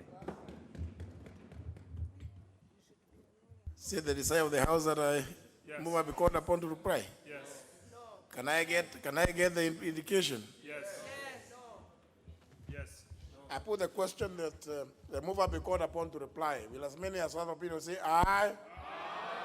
As many as contrary opinion say no? No. The ayes have it. Mover. Thank you very much, Mr. Speaker. Let me appreciate members for their contributions. And as I said, Mr. Speaker, this lady demonstrated she was in all respects capable of holding the position, acknowledged the iniquities in the establishment and strengths of our public service, and assured the committee she was going to do everything possible to ensure that she serves the country and everything is balanced. With those few remarks, Mr. Speaker, I beg to reply. Other members, I just need to confirm that the House still quorates, and indeed I confirm it quorates. I therefore put the question, having confirmed that there is quorum, that taking into consideration the findings of the Departmental Committee on Administration and National Security in its report on the vetting of the nominee for appointment as a Principal Secretary, laid to the table of the House on Wednesday, February 26, 2020, and pursuant to the provisions of Article 155, Clause 3, Paragraph B of the Constitution, and Sections 3 and 8 of the Public Appointments Parliamentary Approval Act, this House approves the appointment of Mrs. Mary Wanjira Kimonye as the Principal Secretary, State Department for Public Service. Will as many as that opinion say aye? Aye. As many as the contrary opinion say no? The ayes have it. Next order. Order number 14, the County Roads, Walkways and Parking Bays Bill, Senate Bill number 18 of 2018, second reading. Very well, I am aware that there are members who feel that they want to say something about that ailment. And I'm sure if, and see, members must, if you can, if you can, this is about the County Roads, Walkways, and Parking Bays Bill. So even that thing about those who are coming into the country, they pass through parking, what. So if you use your imagination, you can always make your point. Don't always don't think on one track, don't be one track minded. So even on this one, you can still make the point. I'm sure that many of you wanted to have something. Now that the Honorable John Bandy opened the avenue. But even in this one, if again you become imaginative, you can still use the parkways and walkways. Even where do you quarantine yourself? It could be in the parkways or in the walkways on the county roads. So use your ingenuity, honorable members. You can still make that point during this debate. Honorable Kosing, the chair of Departmental Committee on Transport. Thank you, Honorable Speaker, for giving me this chance to move this bill and that very able education you have given us. But Honorable Speaker, first things first, I beg to move that the County Roads, Walkways and Parking Bays Bill 2018, Senate Bill number 18 of 2019, now be read a second time. And Honorable Speaker, as I move, or I'm moving this, I want to inform the House and you, Honorable Speaker, that this is a Senate bill. It is a private member's bill from Honorable Olekina, MP and Senate, Honorable Speaker. And if I were to begin from the end, Honorable Speaker, after looking at this report, my committee has recommended to the House that the House do agree with us to reject this bill, Honorable Speaker. And there are reasons why we have exposed that proposal, Honorable Speaker, to the House. But first, before I read to give the reason, Honorable Speaker, what is the bill talking about? This bill, Honorable Speaker, is attempting or purporting to attempt the following: that it wants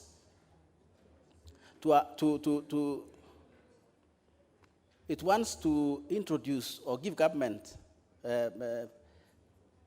county governments, power to plan, construct, and maintain county roads, street lights, alleys, parking bays, drainage systems, Honorable Speaker.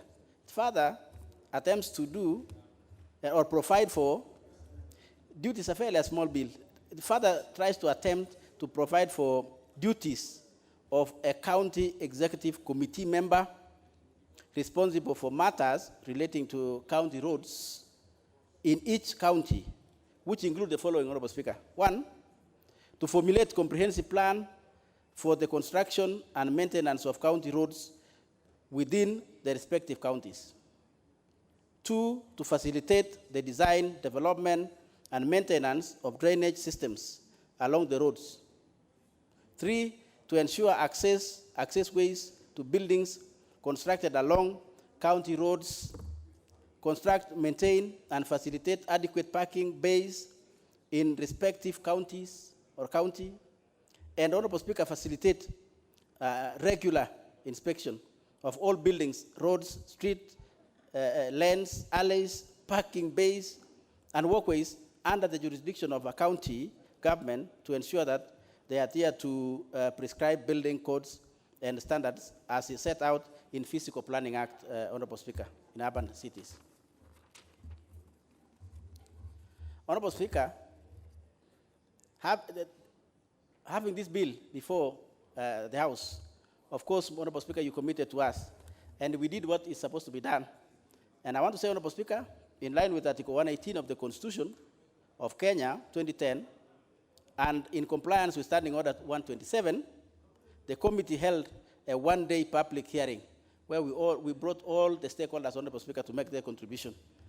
And in so doing, Honorable Speaker, of course, the bill, as I'm saying, I'm just expanding what it aims to achieve. And Honorable Speaker, having said that, and having seen that, because it's a short bill, we delved into it. We also do research on it, and we ask our secretariat to do a proper work on this bill, Honorable Speaker. And during public participation, what came out very clear is that this bill, Honorable Speaker, is providing for what is already provided. So we visited, Honorable Speaker, or we made interaction with the following laws. Number one, Honorable Speaker, is already, what is being asked for is already in Physical Planning and Land Use Planning Act, Honorable Speaker, number 13 of 2019. It's properly provided for. We also interacted with the Kenya Roads Act 207. And the further things which are being asked is already in that act, Honorable Speaker. We further checked on the Traffic Act, Cap 403, and Public Roads and Roads of Access Act, Cap 399 is provided, Honorable Speaker. The things I've just explained that this bill is attempting to achieve. Further, Honorable Speaker, we didn't stop there.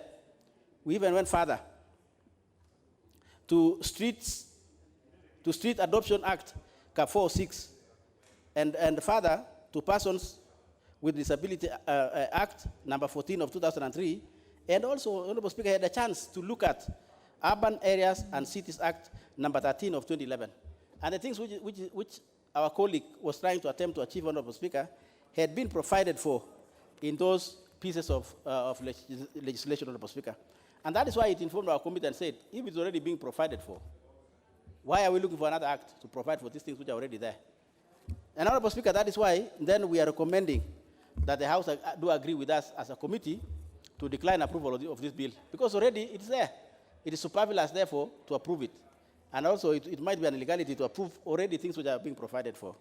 Honorable Speaker, then this brought another issue before our committee, which is, I think the legal department, of course, the legal department of Parliament, without curtailing members' rights to prepare and present bills, Honorable Speaker, should be helping members. Because I'm sure our legislation by honorable member does not just find itself on the floor of the House.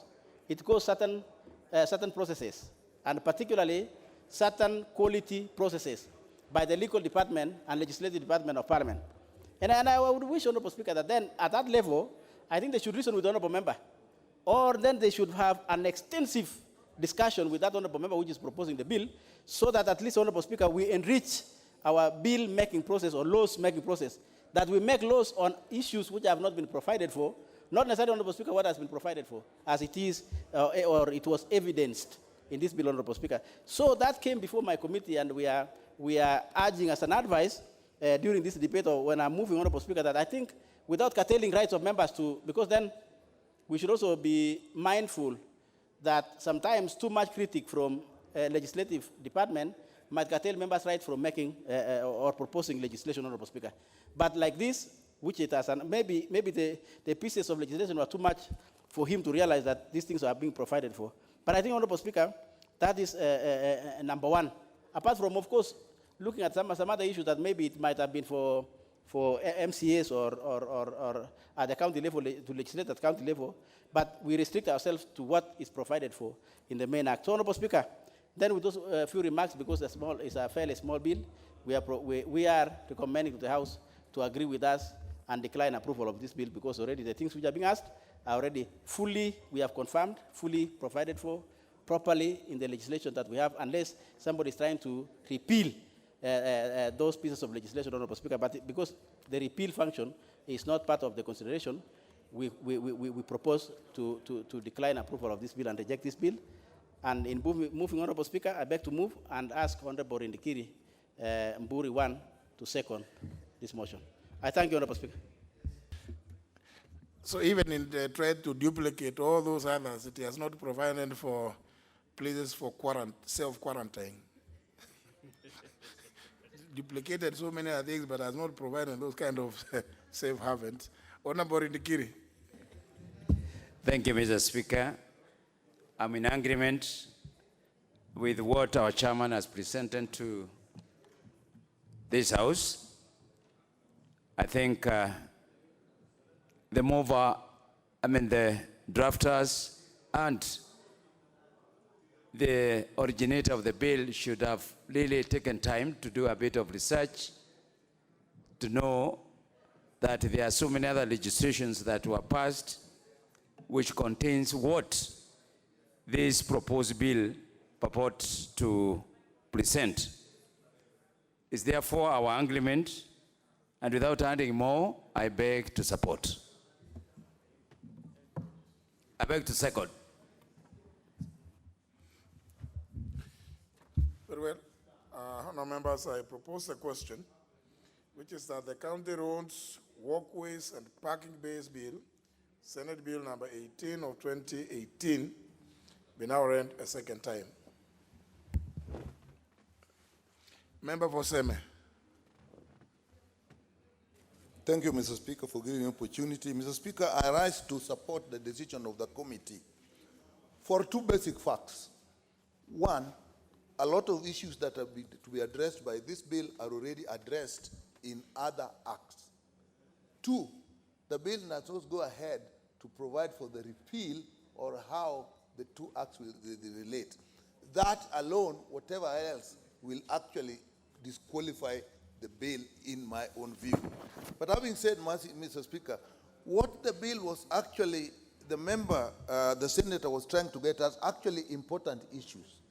Issues of access, issues of regulations regarding where houses should be, where hospitals should be, where hotels should be, access to all these places, and even parking bays, even bus stops, which we don't even have in.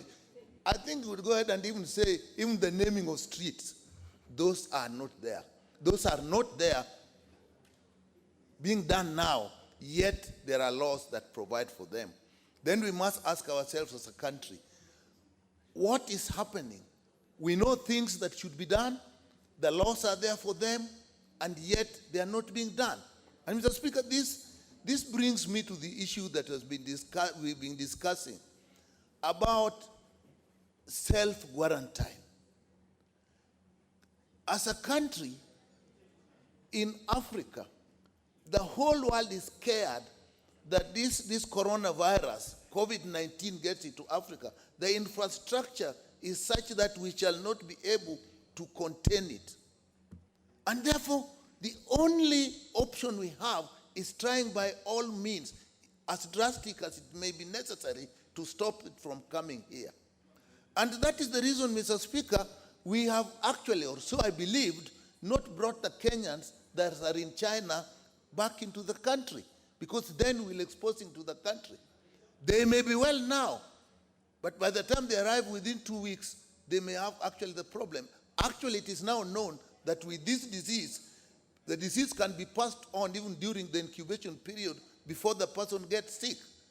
So today, when we read that a plane load from China has arrived into this country and actually were allowed into something that is called self-quarantine, which means you hold yourself where you are and not move for the benefit of the whole country.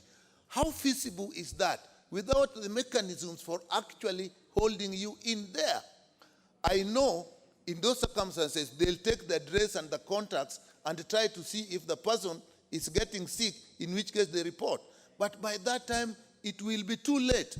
Mr. Speaker, it is my suspicion that there were consultations that led to the people in this plane coming into the country.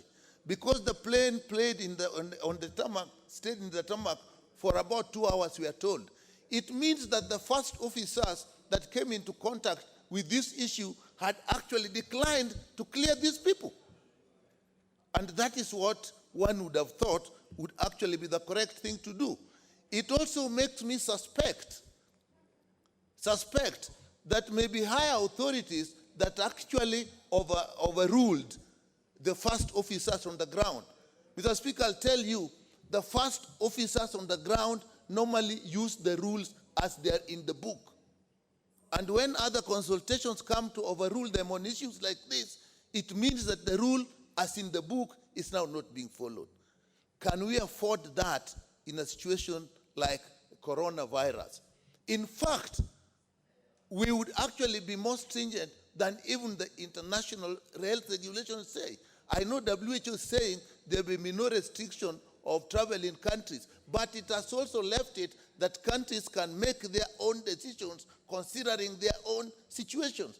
And I think our situation, Mr. Speaker, is just that we stop any planes from China coming. I know the argument that there are planes from China into other places that then come here. Even those, we should then stop. I mean, if you look at what is happening in China, the streets are empty. Their manufacturing is down because they want to control this pandemic. And here we are taking it lightly. I'm told there are about over 190 people that were in that plane. They are scattered all over the country or all over the city. I don't think we have the capacity to go and see what each one is doing in this place of so-called self-quarantine. So I think, Mr. Speaker, I'm a member of the Health Committee, and I know that the appropriate ministry will be appearing before us. But something tells me Tuesday, when they're coming, may be too late. I think some people should sit down, relook at this issue, and if planes are still arriving as we now hear, then I don't think we're taking the matters. I would rather, Mr. Speaker, that we are in favor of safety than try to be correct without looking at our safety. Mr. Speaker, I know that in a situation like this, you should have a national pandemic preparedness task force, which should actually be chaired by the Director of Medical Services. They should have by now this COVID-19 emergency preparedness task force in place. And normally, from what I know, maybe things have changed, that task force makes all the decisions. And all government departments are actually represented, security, foreign affairs, even veterinary people, all people are there. And if they have made that decision, I hope it did not occur that this decision was made against or without serious consultation with this task force that contains everybody from every conceivable department. I know, because I dealt with the pandemic flu scare, and that's how we did it. So I'm actually concerned, Mr. Speaker. We will get this information, but we must also come out and clearly tell Kenyans what other dangers they are in, what arrangements have been made. If you are in a hotel room and one officer knows where you are, how does he make sure what you do in between? The people who are serving you, how are they themselves protected? So, Mr. Speaker, I just wanted to express my concern that this is something that actually some urgent emergency consideration should be given to, and we as a country should be actually be made to feel very safe by clear pronouncement of what safety measures are being taken to keep us healthy and protect the country from this feared pandemic. It's spreading all over. Thank you, Mr. Speaker. Well, I want to encourage members once more that whenever you have legislative proposals, and there have been very many from quite a number of you, we always take them to our legal department and the legislative department. Part of the reason being, we don't want you to spend time imagining that you are coming up with new ideas, yet they already exist. And even if you come up with them, then you must propose, as has been suggested, that you are improving, and therefore you would be deleting some portions of the existing legislation. Now, if indeed this bill is seeking to establish mechanisms for pathways, I don't know, walkways and parking bays and the other laws which already provide for that, and indeed, and I'm sure the Honorable Dr. Nyikal would recall, under the Persons with Disability Act of 2003, there is already provision for how to access.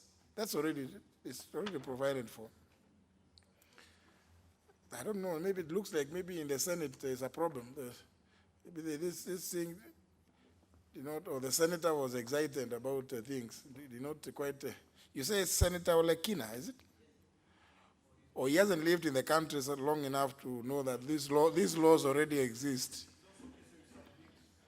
Maybe he doesn't, you know, if you live in Kenya, you would know that these laws already exist. But if you just landed from some place, you could then be in excitement thinking that you are bringing stuff from from outer space. This is normal stuff that already everybody, it's already there in law, in other laws. And if you want to also change those ones, then you should ask the legal department, the legal personnel to help you to propose amendments to existing provisions. You cannot pass a law which is just to state what is stated in several other laws. But maybe it should have been more innovative if it was providing for the places that the Honorable Nyikal spoke about, safe havens for those to be quarantined, things like those. Member for Baringo County.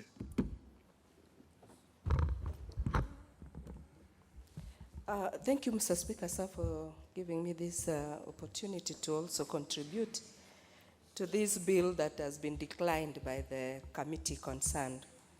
And I was listening, Mr. Speaker, even having known that this is my first time in Parliament, then I was wondering, this is the second reading of this bill, so how did the first one go?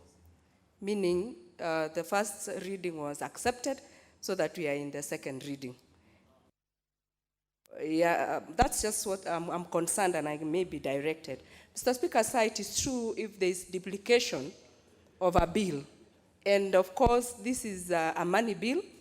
We can't afford to, as a country, to have two bills that talk about the same things, going to do the same functions, and yet we have other many things that is waiting for this House and even the government to really execute.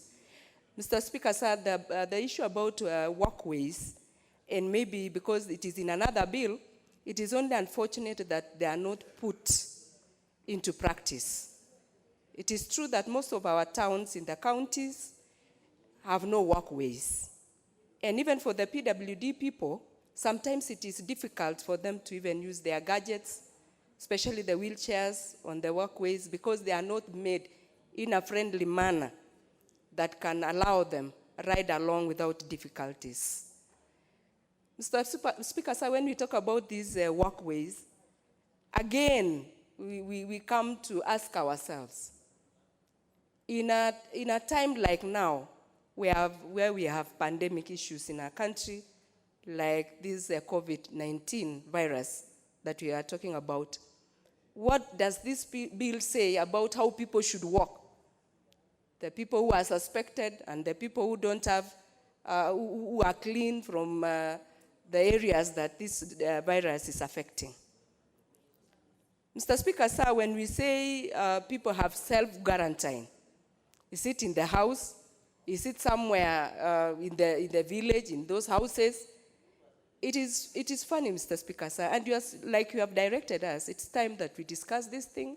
And even as a committee of health, Mr. Speaker, sir, it becomes funny when you say somebody is coming to self-quarantine. Then I'm imagining this is a father who has arrived from China and coming to a house where they are family members. So they have to meet and greet. And so if he has to be quarantined, then the family members will work the following day. Some to school, some to the market, and the workplace. Through medical knowledge that I have, Mr. Speaker, sir, the incubation period of a disease is specific to that specific disease. For this one, it is 14 days. Yes, what we do, screening by the public health officers at the airport when they are coming, just checks the temperatures, which can rule out any other disease when their temperatures are high. But now the question remains, if the person who came in today has this 0 to 14 days for the disease to erupt, and so the person contracted maybe the disease yesterday, you are sure by today the temperatures are not high. So the machine might not detect. In the process, when they're in the house, then the incubation period, the disease now starts to show signs. What will we do as a country? It is very sad, Mr. Speaker, sir, because, you know, even in my own county where I come from, a neighboring, malaria still kills people. Now, how are we going to handle this coronavirus? God forbid, we only pray that it doesn't come. Because in China, they were able to build a facility within 3 days. What about us? What can we do? The preparedness is what we really want to do, but more so, the most important thing is prevention.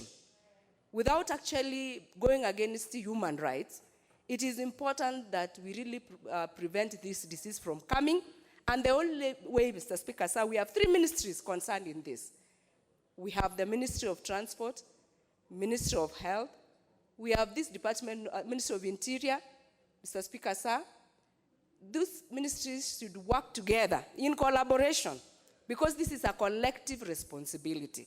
So that when we are talking about bills on how people will walk, how people will interact on the road, it is important that our health is paramount, it is given the first priority, and the people concerned should really take it to the higher notch.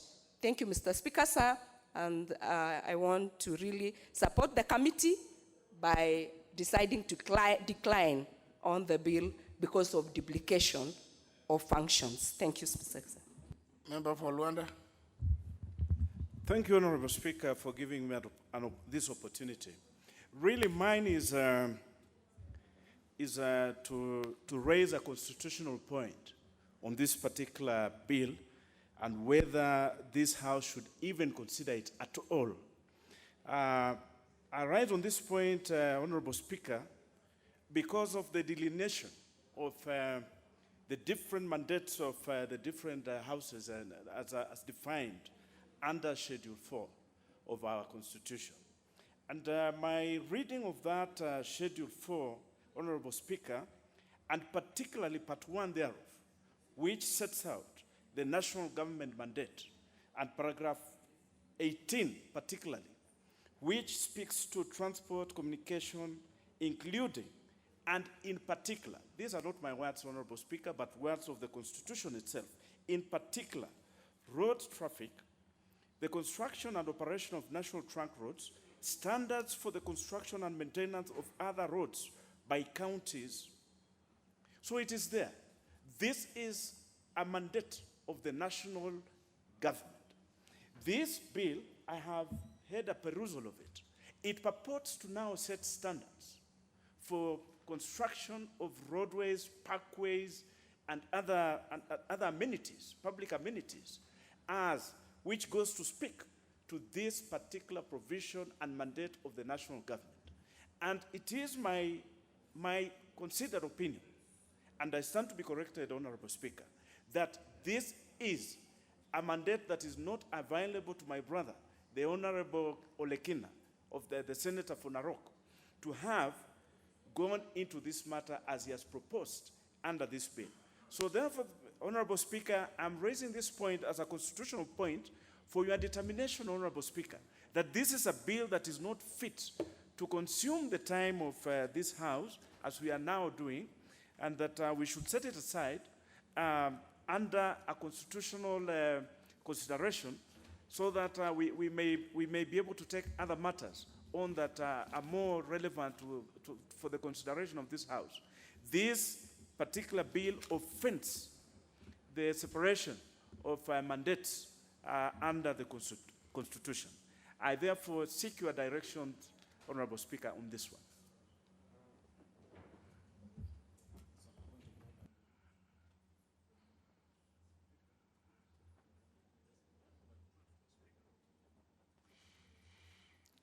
Yeah, the Honorable Omlele has raised a constitutional issue, and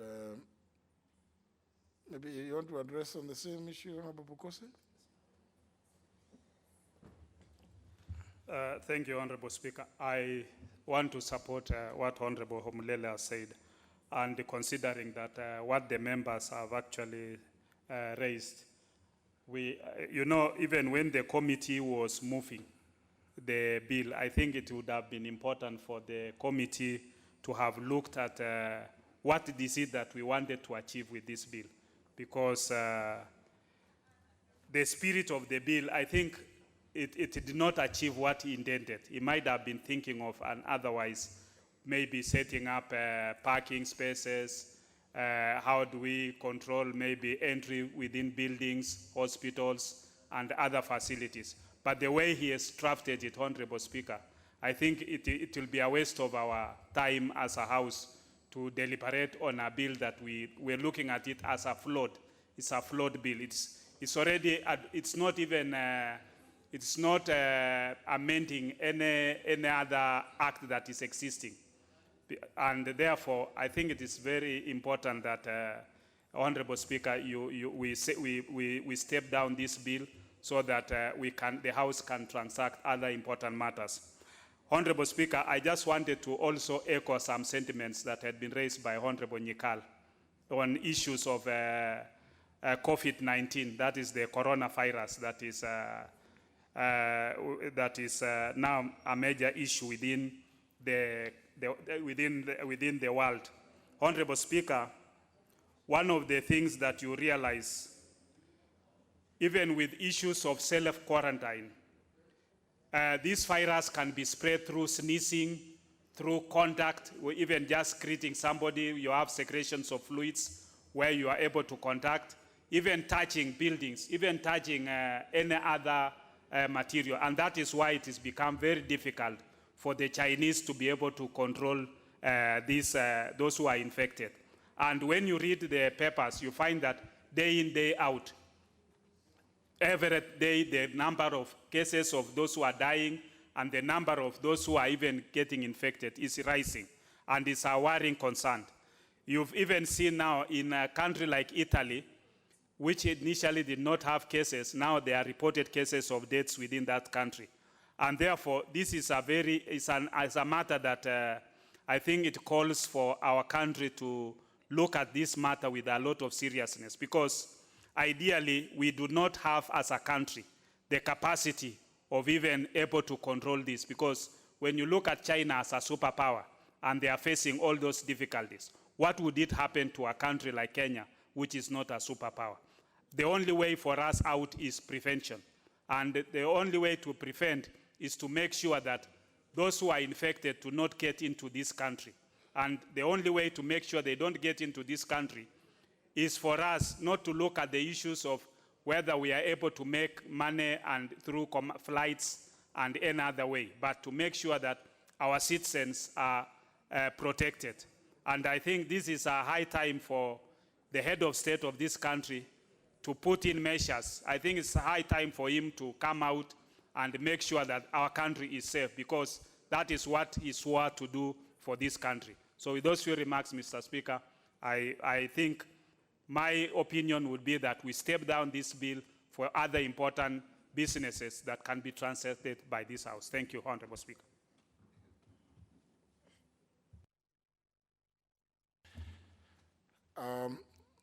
Honorable Kosing, the Chair of Transport, when moving, you appear to suggest that this bill is addressing the issue of standards, or purporting to address issues of standards, of how parkways and county roads are going to be, should be done. Is that so? Maybe Honorable Kosing, you could confirm that to me. Yes, Speaker, I said a number of issues which this bill is purporting to attempt.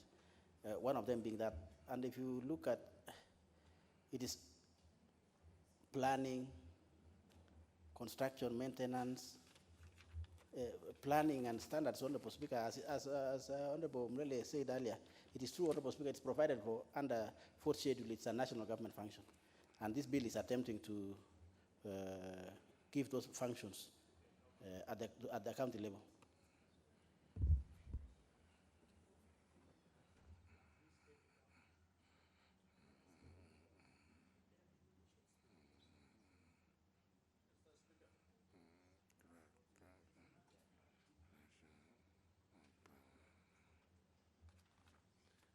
Is Honorable Russell, you want to weigh in? Thank you very much, Honorable Speaker. I think considering this bill, I almost think we are attempting to legislate in vain. Because when the Senate actually came up with this bill, it was like somebody walking around and maybe in Narok town or in some other town, and then he found the problem of parking areas and walkways. But what is clearly there, at the national level, there is the element of spatial planning before a road is put in place, before a market center is established. So it is given in law. But when I look at this bill with intensity, I think it is more of administrative than legislative. That somebody says we need a walkway on Street Y. We need a parking bay because the population is rising. So I think it's the curative aspect of this, rather than bringing a legislation to the National Assembly, is rather to look at whatever infrastructure that we have, administratively, what are the missing links? And I think if we continue attempting to discuss this bill, I think we may be also trying to over-legislate and also legislating in vain. Because at the end of it, what will be the output? The output will be zero because the law is already out there. Mr. Speaker, maybe if I just add my voice on the issue that you asked on this self-quarantine. I think more than anything, in a broadsheet, what you are raising is linked to the last motion, where we were trying to approve somebody who has been nominated to be a principal secretary in public service.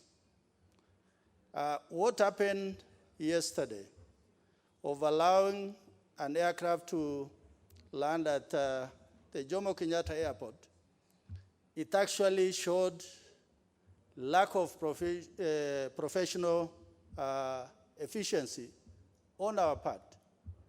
Because if the Americans are evacuating their people from China, if the Russians are saying, let us close our airspace, then the British are bringing their people back to the mainland UK and quarantining them in a military installation.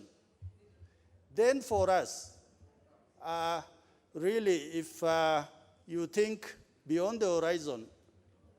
What you are actually telling us, do we have the infrastructure to actually take care of our people? And the clear answer is no. The doctors in the House who have just contributed before me are very clear to understand that we are grappling with malaria after almost 50-something years of independence. What about a virus that is feared that it may be a biological weapon that has actually been let loose or it has spilled out? So for that reason, I think with this bill and also with the issue at hand of coronavirus, our civil service, particularly the executive, I think we must do better than what we are doing. Because if that virus hits Kenya, God forbid, then we'll be in a lot of trouble because we do not have the capacity, the means, the resources to be able to face that. It will just really be a big tragedy. Thank you, Honorable Speaker. Member for Makueni, you want to weigh in on the constitutionality of the bill?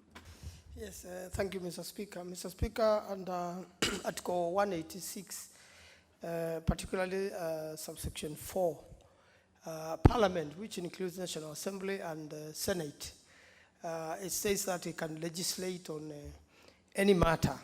So in regards to the standards or pathways, it means any law originating from Senate comes here, unless there's another law already which is in existence, then it means this House may debate and decide upon debate whether that law is still become a law or not. And because it's already originated from Senate and is already at the National Assembly, and that constitutes Parliament, Mr. Speaker, then I think nothing really stops us from accepting or rejecting this law after debate. So thank you, Mr. Speaker. You know, the Honorable Manso says for greater clarity, Parliament may legislate for the Republic on any matter. See, but the same Constitution has created delineations. Parliament, as per Article 93, is both the National Assembly and the Senate. But remember, the same Constitution has clearly said on matters to do with standards as far as the rates to roads and the kind of things that we are discussing. That is a function of the national government. And the Senate does not, remember there's no law that the Senate can pass without this House. Unlike this House, which is vested with immense authority to legislate, enact. You know, if you look at Article 95, you know, it's very clear that the National Assembly enacts, as opposed to Article 96, which says the Senate participates in the legislative process. They are just participants. So see now, if in the process of participating they go, somebody introduces a bill, and I'm just wondering myself whether the report was actually brought to my attention. If the report of the committee was for the bill to be rejected, for the reasons that it is seeking to provide mechanisms for doing that which is already provided for in other laws, even that alone is unconstitutional because that's not the way you make laws. If you want to make a law about something which already exists in another law, you must propose to either amend that other law or delete specific provisions of that other existing law. Otherwise, you can't make this. You provide that there will be green, red, and black. You find that there's already provision for it. Then you say there will be red, green, and black, and you purport to be making different laws. It's not right. Then we'll be wasting it. I don't know. I would want to stand down on account of what has been raised by the Honorable Christopher Omlele and supported by a few of you, so that I can have an opportunity to look at the report by the committee alongside the constitutional issues that have been raised by the Honorable Omlele. Otherwise, it may be unnecessary that the House will spend a whole afternoon discussing a bill which is so defective that even if we are going to reject it, is it worth the effort really? It's not, if it's not a bill that we are going to say we are going to amend, because it is not possible now to propose amendments, because it is a bill itself which should have proposed to amend those other existing provisions. We would be acting in vain. And I think it was not fair that the House should act in vain. So I will step down debate on this bill. I direct the clerk to provide me with a report of the committee alongside the objections raised by the Honorable Omlele, which will be considered alongside the provisions of Article 186, Clause 4, as alluded to by the Honorable Manzo. So I would, having stood down that debate on this bill, and then call upon, we proceed to the next order. Order number 15, motion, inquiry into the challenges facing the Coffee Research Institute. Chair, Agriculture Committee, the Vice Chair, Honorable Wangwe. Thank you, Honorable Speaker. Honorable Speaker, I beg to move that this House adopts the report of the Departmental Committee on Agriculture and Livestock on its inquiry into the challenges facing the Coffee Research Institute, laid on the table of the House on Tuesday, November 26, 2019. Honorable Speaker, on 15th October 2019, Honorable Dr. Eseli Simiyu rose on a matter of national importance regarding the coffee industry and specifically the Coffee Research Institute. He stated that he had paid a visit to Coffee Research Institute in Ruiru in the recent past and was disappointed to find out that the coffee farm had been extremely affected by coffee berry disease, absentee employees, delayed employee salaries, lack of farm inputs, including pesticides, lack of planting seedlings, lack of funding, ghost coffee estate without ongoing operations, and that the institution was in a deprived state.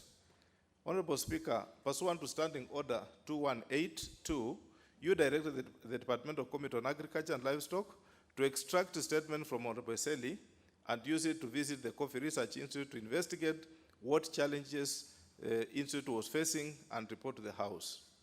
Honorable Speaker, following your guidance, on 17th October 2019, the committee met and resolved to consider the matter under the following terms of reference. 1, examine and inquire on the mandate, management, activities, and operations of the Coffee Research Institute. 2, evaluate the progressive performance of the Institute from inception to date. 3, investigate on what is ailing the Coffee Research Institute. 4, evaluate support accorded to the Institute by the Ministry of Agriculture, Livestock and Fisheries, Agriculture and Food Authority, Sherry Advance Revolving Fund, Commodities Fund, and Coffee Revitalization Program. And 5, report on possible solutions of addressing the existing challenges. Honorable Speaker, the committee undertook an inspection visit to Coffee Research Institute in Ruiru on Wednesday, 23rd October 2019. in accordance with the mandate and stipulated in Standing Order 216. Honorable Speaker, on Monday, 28th October 2019, the committee held extensive deliberation with officials from Coffee Research Institute, headed by the CEO, Dr. Kishuru, representatives from Kenya Coffee Producers Association, KCPA. Honorable Speaker, on Tuesday, 29th October 2019, the committee held a meeting with officials from the Ministry of Agriculture, Livestock and Fisheries, represented by the Principal Secretary, State Department for Crop Development and Agricultural Research, Professor Hamadi Idi Boga. Honorable Speaker, the committee as well reviewed various documents, including the Agriculture and Food Authority Act 2013, Crops Act 2013, number 16 of 2013, Kenya Agriculture and Livestock Research Act 2013, number 17 of 2013, report of the National Task Force on Coffee Subsector Reforms, and the crops generally being coffee, regulations of 2019. Honorable Speaker, it's worth noting that coffee research is undertaken by the Coffee Research Institute, CRI, of the Kenya Agriculture Research and Livestock Organization, KALRO. In 1944, Honorable Speaker, the colonial government acquired Jacaranda Farm at Ruiru and established the Coffee Research Station. The laboratories were constructed and completed in 1949. Honorable Speaker, all this was funded by the government of the day. The Coffee Research Foundation, CRF, was established in 1964 under the Companies Act, Cap 486. Honorable Speaker, on 1st July 2014, 4 state corporations, namely Kenya Agriculture Research Institute, KARI, Tea Research Foundation, TRF, Coffee Research Foundation, CRF, and Kenya Sugar Research Foundation, KESREF, were effectively dissolved and merged to form Kenya Agricultural and Livestock Research Organization, KALRO. CRF was consequently transformed into Coffee Research Institute, CRI, as one of the institutions or institutes under KALRO. Honorable Speaker, the mandate of CRI, Coffee Research Institute, is to conduct research in all areas of production, processing, and marketing. In addition, the institute is expected to provide routine service to the coffee industry. Honorable Speaker, in accordance to discharge, in order to discharge its mandate, the CRI has established research stations across the country. The substations are located at Marien in Meru, Kisii, Kitale, and Koru in Cape Kelion. The institute also runs a demonstration plot in Bungoma. The institute is headed by one director, Dr. Elijah Kishuru. Honorable Speaker, Executive Order Number 1 of 2018 established State Department for Agricultural Research, which is mandated to promote agricultural research and facilitate the agricultural sector for socio-economic development and industrialization. The specific mandate include crop research, agriculture, seed research, livestock research and development, tsetse fly and trypanosomiasis research and control, crop genetic research, and animal genetic research. Honorable Speaker, Parliament enacted Agriculture, Food and Fisheries Authority, AFA, and Crops Act 2013, which repealed the Coffee Act 2001 consequently. Coffee Board became a directorate under AFA, which regulatory oversight on the subsector. Honorable Speaker, having visited Coffee Research Institute and met with the key stakeholders, we as a committee observed as follows. 1, that CRI is mandated to provide timely advisory services through field visits, agricultural shows, radio programs, use of demonstration plots, publications, use of modern technology such as social media, and provision of quality weather bulletins and disease and insect pest management protocols, but these functions had been scaled down. Honorable Speaker, the Coffee Research Institute has 50% funding, had 50% funding that came from the coffee research levy at 2% of gross coffee proceeds. However, the levy was abolished in 2016. Honorable Speaker, observation number 3, there had been salary delays at Coffee Research Institute on 2 occasions. 1, during the reorganization of the Coffee Research Institute in compliance with Executive Order number 1 of 2016, and 2, in financial year 2018-2019, where the allocation given to CALRO did not factor the approved harmonized salaries that had been effected and funded by the Exchequer with effect from January 2018. However, Honorable Speaker, as at the time of the committee visiting the CRI, Coffee Research Institute, this had since been resolved and that the current payments by CALRO were up to date. Honorable Speaker, our fourth observation is that the last variety of coffee that was released by Coffee Research Institute was in the year 2010, and since then, there has been no new variety released by Coffee Research Institute.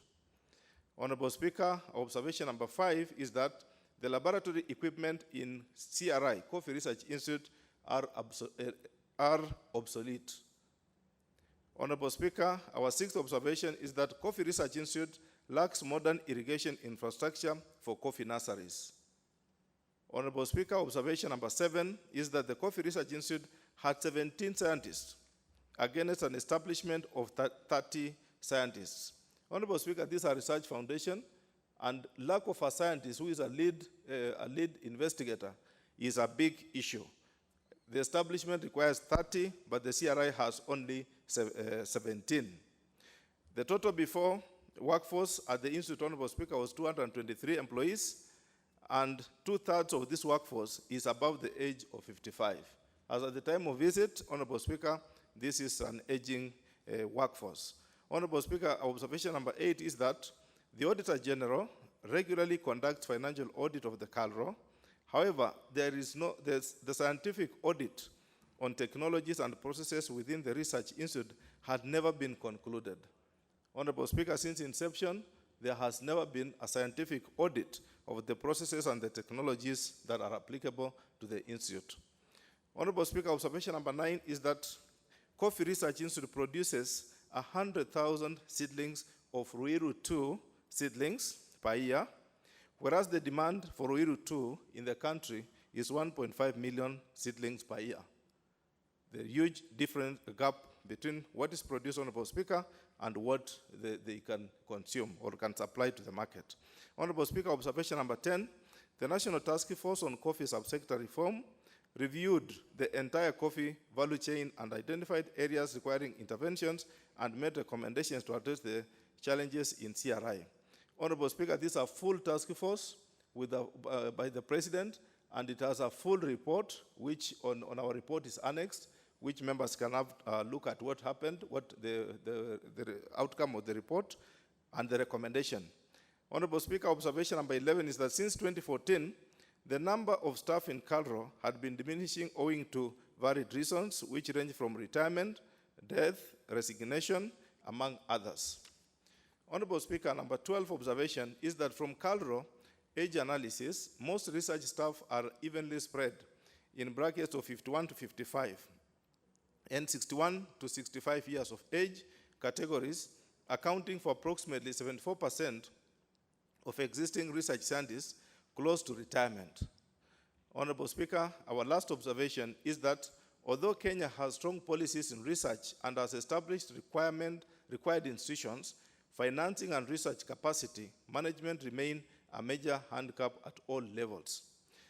Mr. Speaker, the committee therefore made the following recommendations.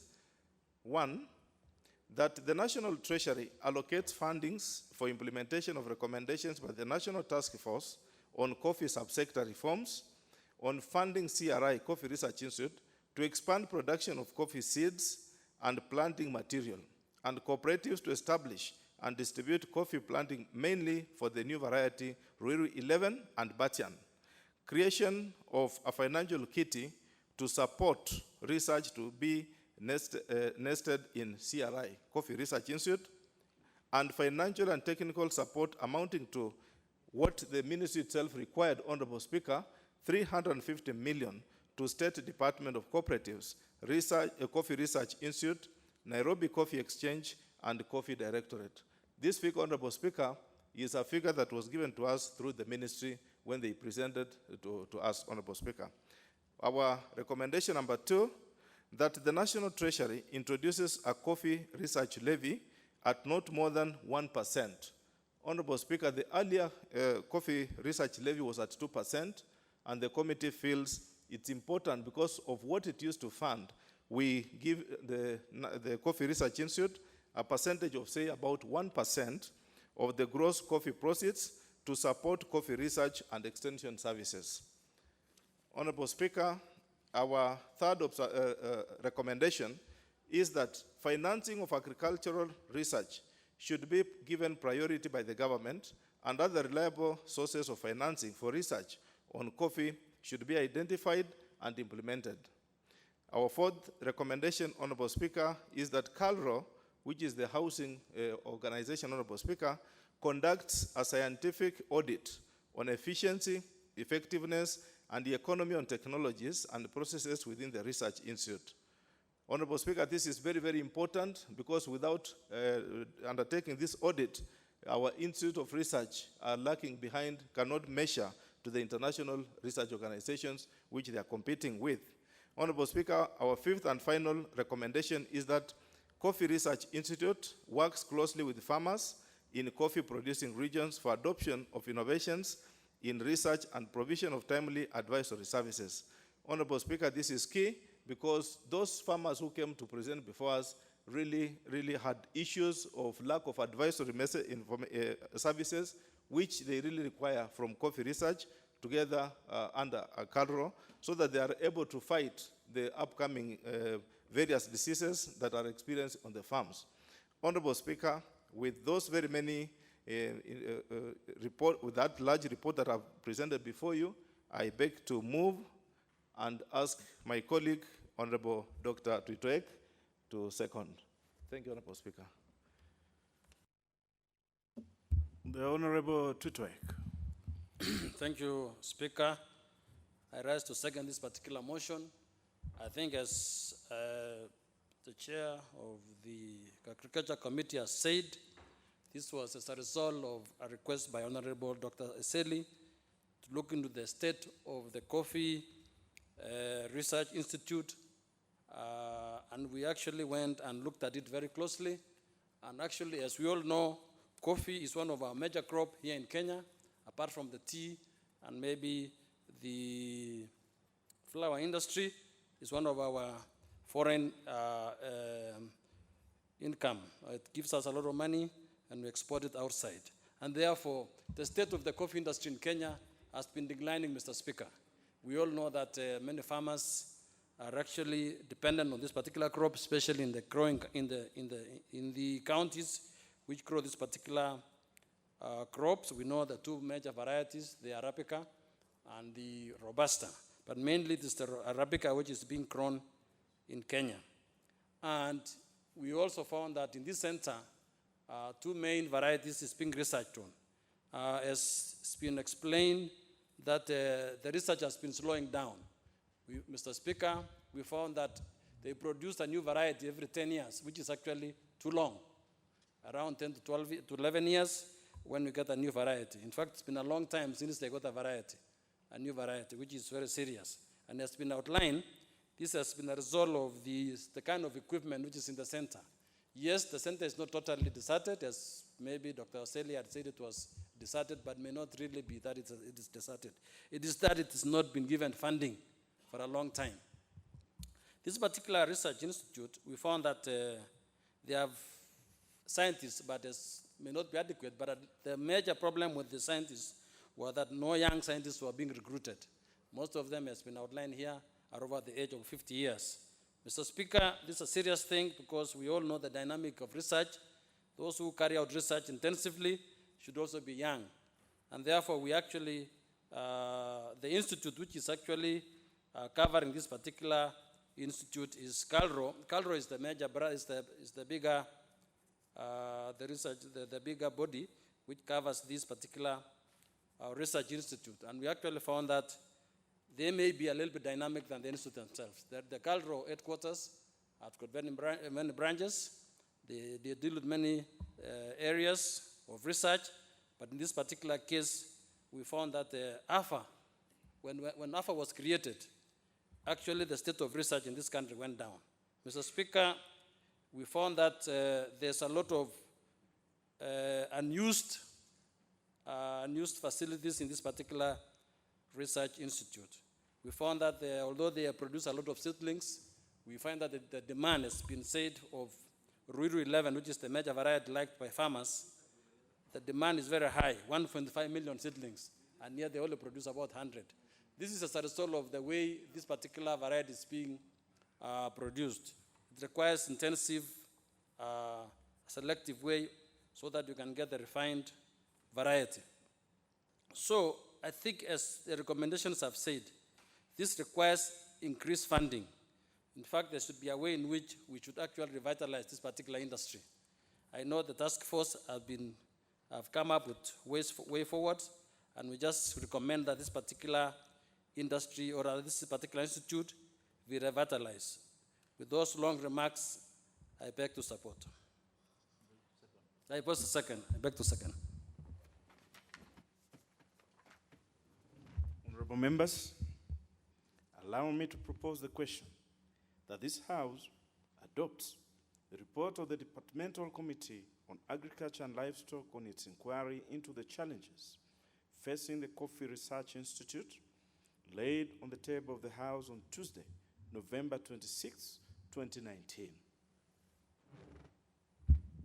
The first member we'll have a go at this is the Honorable Barasa Mutua, the member for Kimilili. But before he takes to the mic, the Honorable Wangwe, I heard you say in your moving that the last time that this institute produced some measurable return, it was in 2010. And that AFA, the overall body that oversights all these research institutes, including the Tea Research Foundation, the Coffee Research Foundation, has got no measurable record of what these institutes are doing.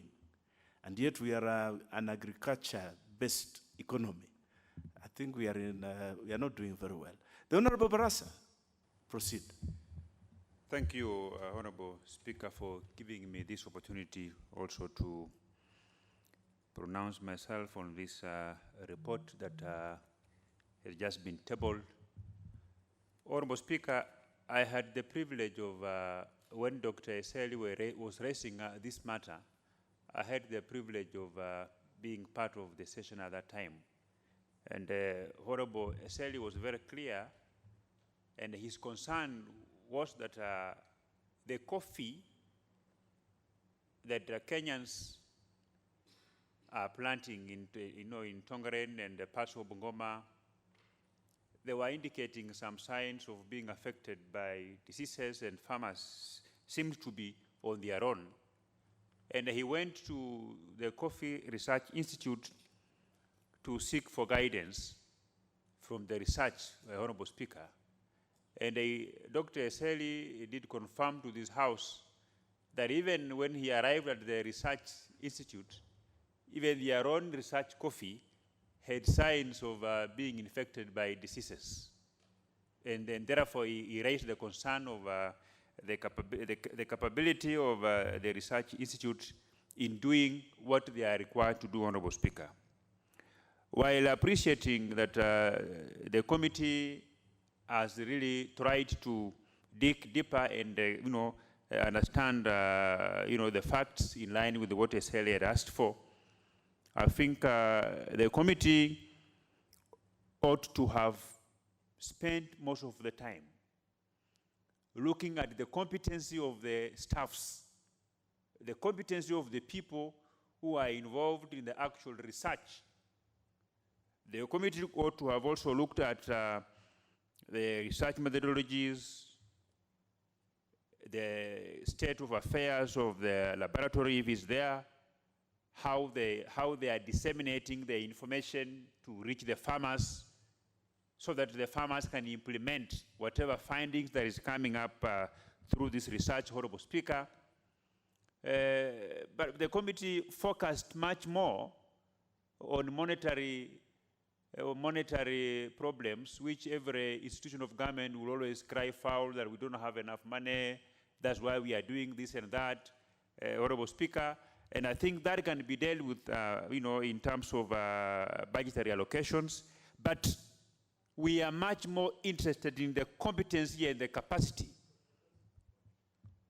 of the staffs who are doing research and how these reports are being structured, how the research reports are being implemented, so that whatever good that comes out of the research must reach the farmer must be educated on how to go about combating those diseases that are affecting coffee. So I think, Honorable Speaker, with all the due respect to the leadership of the Agriculture Committee, I think, in my very honest opinion, they should consider even redoing this report, because our interest is not on whether they have enough money or not, but our interest is, why is it that farmers, the coffee farmers in this country, seem to be on their own? They seem to be on their own in terms of fighting the diseases. They even, that is what informed the Honorable Eseli Simeyu to visit the research institute to be able to get this information. But he was shocked on arriving there. Their own coffee indicated, showed signs of diseases, And this one's, Honorable Speaker. The Honorable Barasa, just hold on. The Honorable Angwe, what is out of order? Thank you, Honorable Speaker. Honorable Speaker, it's important that the Honorable Member does not misguide the House. The statement of the problem, Honorable Speaker, originated with Honorable Dr. Seli. And we have justified in our report, which I will just put on the floor of the House during my moving, that indeed there is a problem. What Dr. Seli clarified herein, Honorable Speaker, is indeed the problem. That is what I've clarified in my submission, Honorable Speaker. That now means, Honorable Speaker, the member should not misguide the House that we should redo the report, because the kind of information we have said in my last recommendation, Honorable Speaker, I have put it clear to the House that indeed the CRI, the Coffee Research Institute, lacks the capacity to do the services which they are entitled to do, Honorable Speaker. Therefore, it's important that my good friend understands that the statement of the problem originates with the question, and our mandate has really justified the cause, Honorable Speaker. Thank you. Very well, the Honorable Wangwe, you're right. The Honorable Barasa, this is a matter that was brought to the attention of this House correctly by the Honorable Eseli. And the Speaker directed the committee, the departmental committee, to undertake that inquiry. So I don't think it is proper to castigate the committee.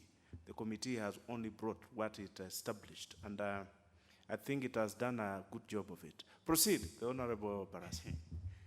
Honorable Speaker, my only concern was that I was very interested in finding out whether the Coffee Research Institute has competent officers to carry out coffee research.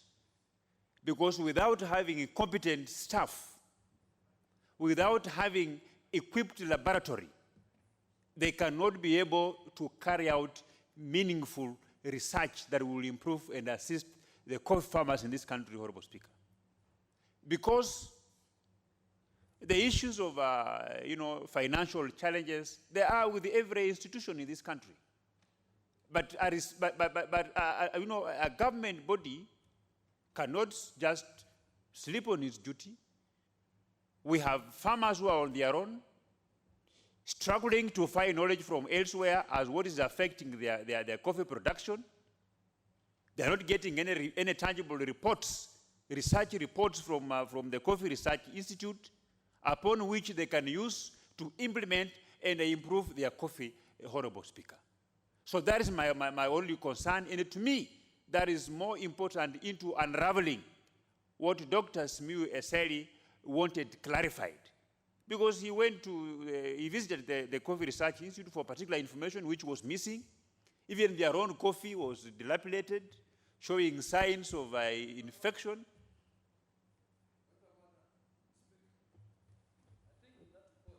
The Honorable Twitoyek, you cannot take to the floor before the Speaker allows you. And what is your point of order? If you are on a point of order, does the Honorable Barasa wish to be informed? He desires to be informed. He seems to be happy that you want to inform him. Proceed. Particular report, the member should actually look at it more, to study it, because what we actually found, Mr. Speaker, is that the competence is there. They have the competency. The only thing was the staff is aging, and also some of the functions which this particular institute do is also, what do you call it, this helping the farmers. Extension farming was one of their functions, but due to the lack of funding, they started scaling back. They had also demonstrations, there are shows and all that. And I think if the member can look at the report closely, he would realize that the committee actually found those things you are saying. The ones you are actually saying should have been done. We found those, they were actually, those particular challenges are there, and we agree that something has to be done in this particular institute so that they can actually deliver services more to the farmers. Thank you, Mr. Speaker. Very well. The Honorable Twitoyek, you're on point. The Honorable Barasa, if you looked at the committee's report from point number 74, the committee's observations, you will actually be able to glean all these shortcomings that the CRI is encountering. And they have documented them, I think, quite well. And in my humble opinion, is you are right, and they're also right, that maybe now the upshot would be what this committee will do with its own report going forward, whether they will be able to provide solutions, because there must be solutions to this. Proceed, the Honorable Barasa. Thank you. You know, Honorable Speaker, I'm also a coffee farmer, and most of my constituents are also coffee farmers. And I will sit with the chair of this Agriculture Committee to see whether there is something that can be done to salvage the coffee sector in this country. Because we know very well that we have just, you know, we have just done with the budget policy statements, and if there is no budgetary allocations for whatever, you know, the chair has alluded to, then it means that, you know, the coffee farmers of this country are going to continue suffering until the other financial year. So I'll want to sit down with him and see what are some of the actions that needs to be taken immediately, even if they are firefighting, so that the farmers of you know, the coffee farmers of this country can be able to benefit from the Coffee Research Institute by getting information, especially, Honorable Speaker, the extension services. Because you may have a very good research report about a particular species, about a particular disease, on how to control it. But if this information doesn't go down to the farmer, I mean, that will be an exercise in futility. It will be a waste of resources, because taxpayers funds the CRI with a view of getting returns by way of reports and how they can go about, you know, getting the species that are good for the particular climatic conditions, those ones that can withstand some particular type of diseases, Honorable Speaker. And with these very few remarks, I support this report, but then I will have to sit down with him and see what we can do in the short term as we await for this long process of you know, funding, budgetary allocations going forward, Honorable Speaker. I thank you. Very good contribution, the Honorable Barasa, and I encourage you to follow up and hold the committee to account and to put into effect the recommendations, the good recommendations that they have made in this good report that they brought before the House. The Honorable Murigi, member for Igembe South. Thank you, Mr. Speaker. Mr. Speaker, I rise to support this report, Mr. Speaker. As Dr. Eseli, Mr. Speaker, raised to point to check, Mr. Speaker, what was ailing the CRI, and as per the directive of the Speaker, Mr. Speaker, for the Agriculture Committee to conduct the research and get to know what was the problem there, Mr. Speaker. Truly, as per the report, Mr. Speaker, it seems that there is a very, very big problem, Mr. Speaker, at the CRI Center, Mr. Speaker. I myself, I visited that entity, Mr. Speaker, and truly something ought to be done. As Honorable Dr. Eseli seen when he was issuing this state of matter or what was happening there, Mr. Speaker, truly I would like to also to echo him and report that what he was saying mostly probably is something which was or which is taking place there. Mr. Speaker, the working personnel, the scientists who are there, Mr. Speaker, most of them are aging. And the same staff, Mr. Speaker, consists of only 17 scientists, meaning that even the capacity of the scientists who are supposed to be working there, Mr. Speaker, the staff is not enough. Then the staff is going on retire, meaning that when those guys will go on retire, this CRI, which is in high intensive care, Mr. Speaker, I don't know if we will be talking anything about the CRI of this country, Mr. Speaker. So it is the right time or the high time the government to associate itself with this research entity, Mr. Speaker, so that we can have the good composition or the scientists who are supposed to be in place so that they can conduct the research of coffee in the entire country. Mr. Speaker, many of the regions within this country grow coffee, but the extension officers who are supposed to be or who are supposed to be mandated in those areas, they are nowhere to be found because this entity, Mr. Speaker, funding, this entity is not funded the way it should, Mr. Speaker. At the same time, Mr. Speaker, when the last time they came up with a new variety, it is the year 2010. Up to now, even when we are there, they failed to tell us the time they will come up with another new variety, Mr. Speaker. That is Ruiro 11, Mr. Speaker.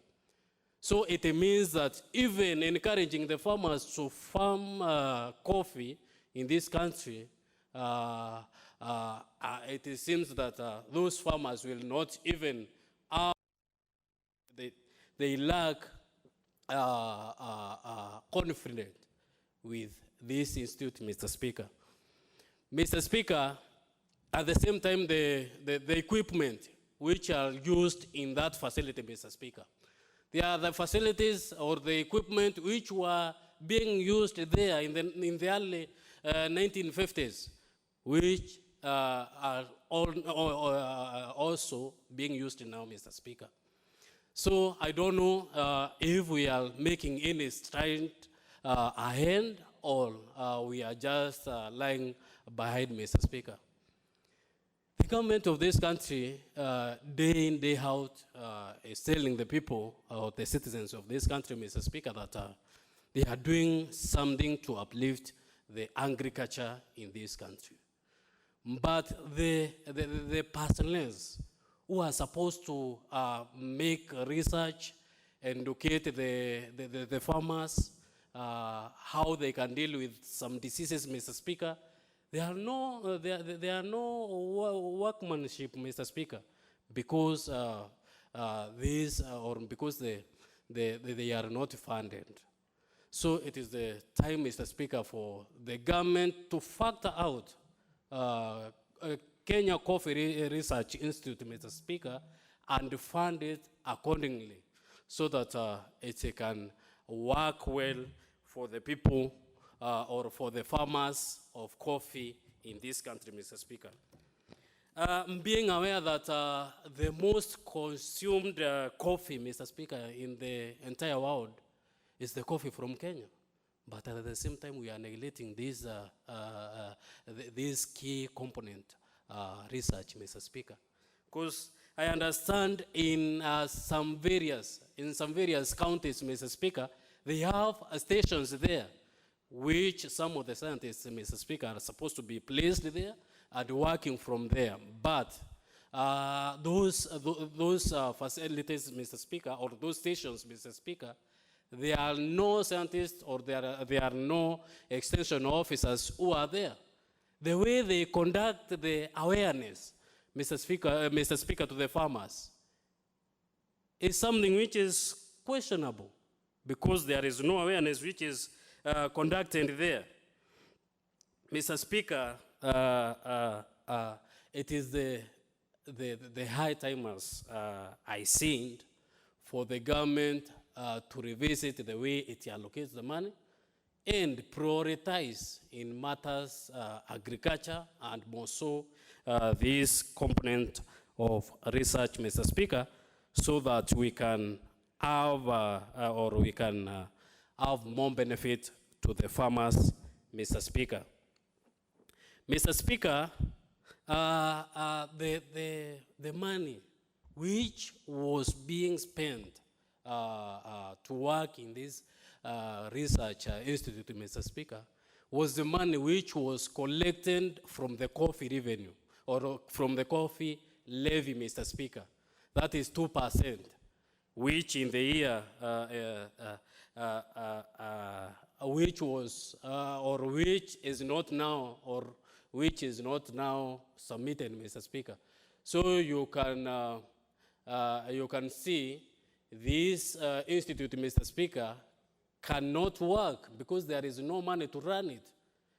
So what Dr. Eseli, Mr. Speaker, reported to this House was correct, and it is something which is supposed to be checked onto, and government to be serious when dealing with this institute, Mr. Speaker, so that we can advance in coffee farming in this country.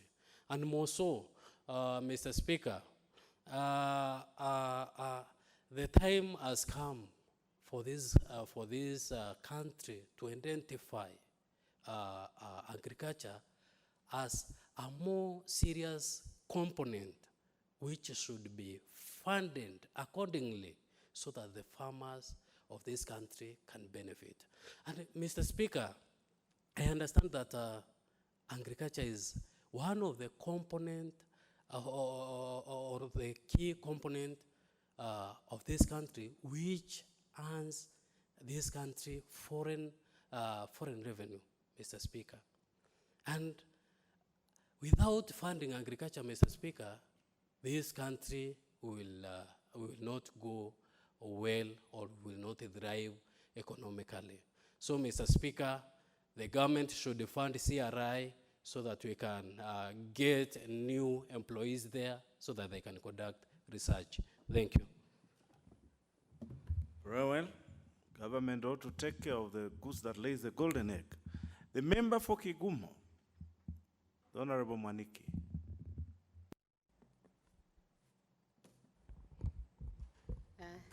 Thank you very much, Mr. Speaker, sir, for giving me this opportunity to support the report of the committee that was looking into the questions raised by Mheshimiwa Eseli on the Coffee Research Foundation.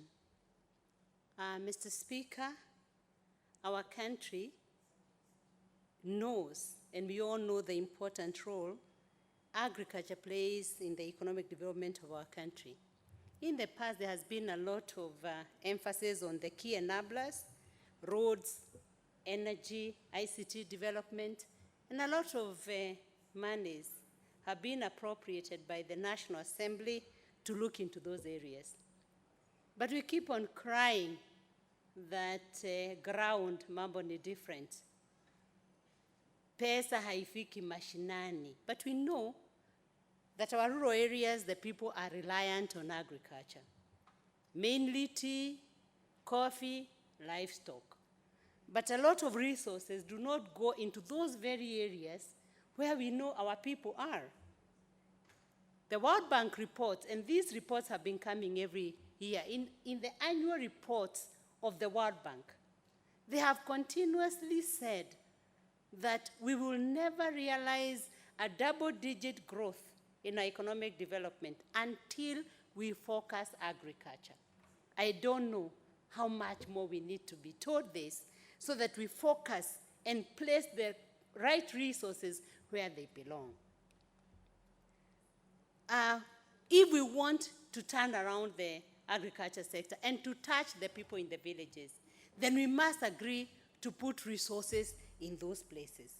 So I'm very happy that this report, the committee has been able to unearth and bring to the front the problems that most of our institutions are undergoing. You know, the Muzungu said, before you remove a fence, always ask why those who put that fence there had put it there in the first place. The Coffee Research Foundation was an institution that we all could take pride in. Indeed, the Vietnam coffee, the exponential growth of coffee in Vietnam and other countries, including Burundi, Rwanda, they got the studies and the seedlings from the coffee research. They used the scientists from the Coffee Research Foundation to be able to grow. Usibu now is a very strong body, while KPCU has gone down. While I headed the KPCU, the Usibu, which is the Union of Coffee Growers in Rwanda, they came to benchmark in Kenya. One of the institutions they visited then was Coffee Research Foundation. It had very well-paid scientists who are researching on matters coffee, focusing on a crop that was the financial backbone of very many people, not just in central Kenya, but Western Kenya.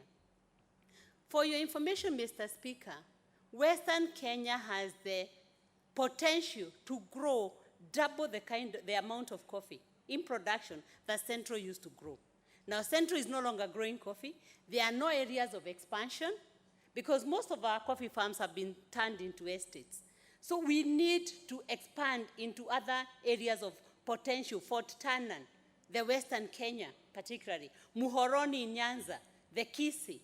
But how do we expand if we do not have the seedlings? And we do not have the right seedlings. The only institute that was giving us, the Roiro 11, the Batian, giving us variety of coffee bushes that will not put farmers into high cost of production because of diseases, was just the Coffee Research Foundation. But now the farmers have been left on their own. They don't know where to get the seedlings from. How do we grow coffee? How do we expand the sector? How do we help the farmers if we do not focus on Coffee Research Foundation?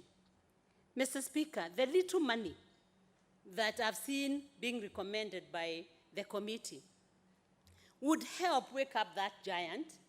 And I'm sure, because farmers pay a little from the sale of the seedlings that the foundation was, or the institute was selling, they'll be able to wake it up. But now, if we leave it like that, say perhaps there are other resources that can go elsewhere, what we will do is we will not grow our farmers in Western Kenya. Because I remember I went to Kiminini constituency, and I went to a very large estate owned by the late Halwenge family. And that family was a very wealthy and powerful family in that area of Kitale. But now the farm is left to waste. So until we look at the institutional reforms that will support growth of such sectors like tea, like coffee, then we don't expect to cheat ourselves that ground mambo haitakuwa different. We'll keep on talking about growing jobs.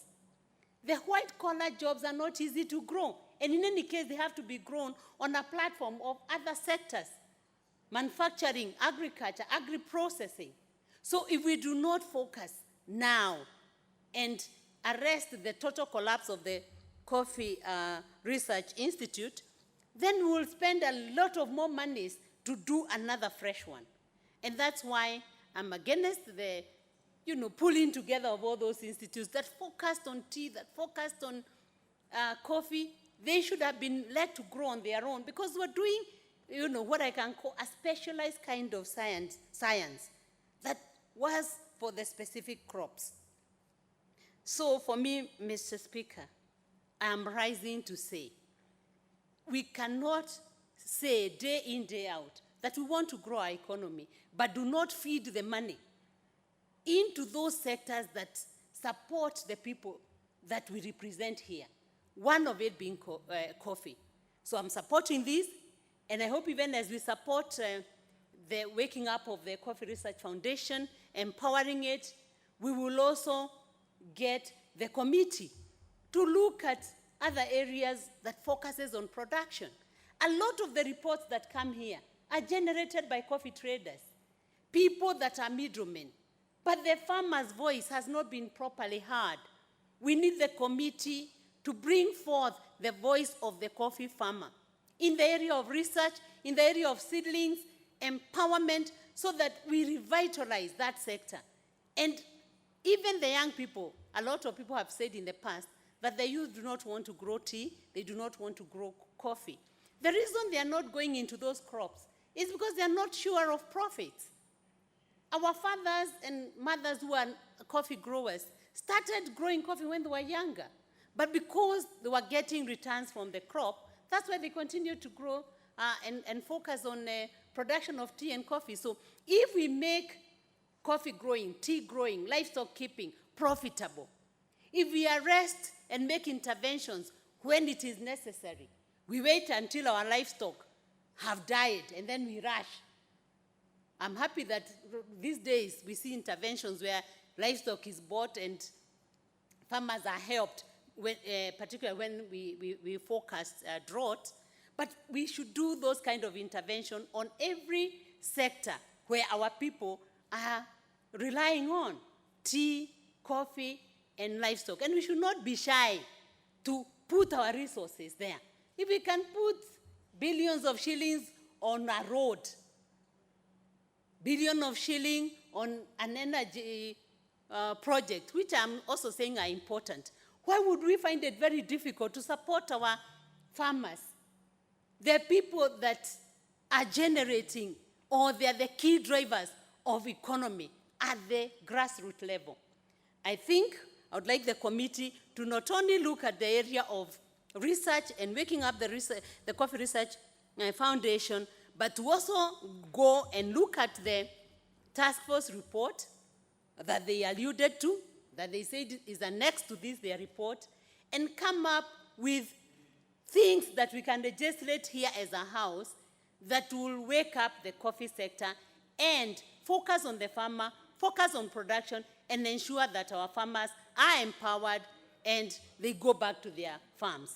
Without any assistance coming from this house, I do not see anybody else who will know or who will help the coffee farmer. The voice must come from this house. We must come up with the proper legislation and policy that will support production in the areas of coffee, in the areas of tea, and all our agricultural sectors, including livestock. With those few remarks, Madam Speaker, I beg to support. I thank you. Honorable Onyango.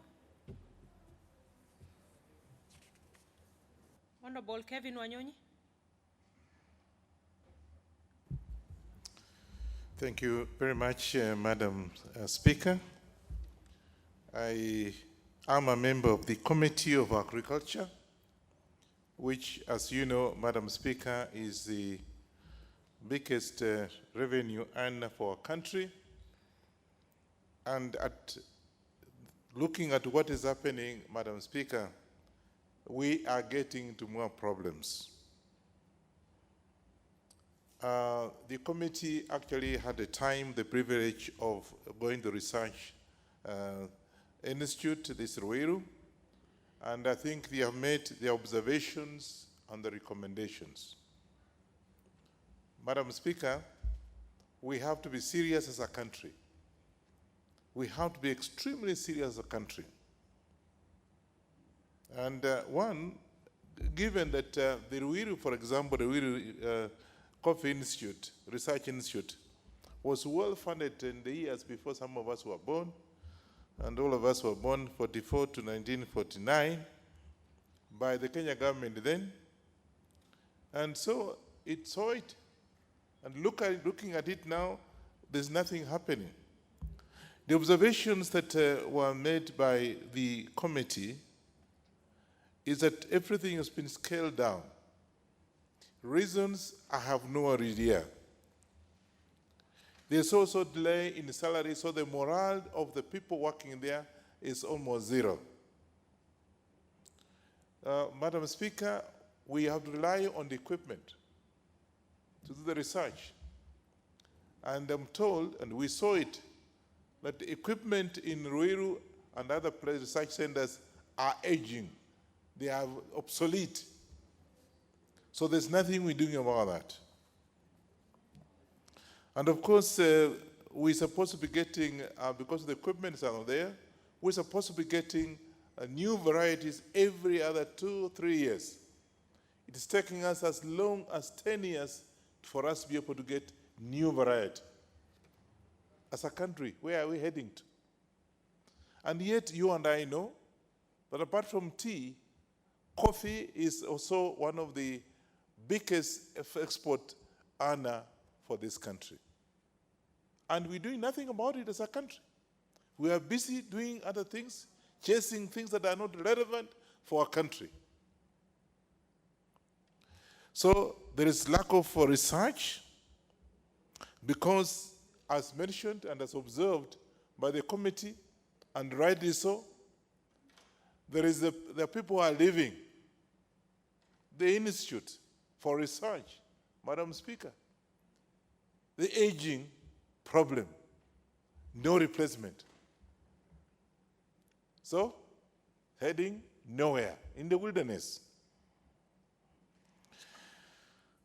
I'm told that by the year 2014, the observations were that most of the staff that were key to the research are almost retiring, because it's mandatory that at a certain age you got to go. So the committee has come up with recommendations, which I want, as a member of the committee, and I see my colleagues here too, as members of the committee, we just have to follow up for implementation if we are serious as a country. Because observations have been made, recommendations have been made, and the question is now, how do we implement those recommendations?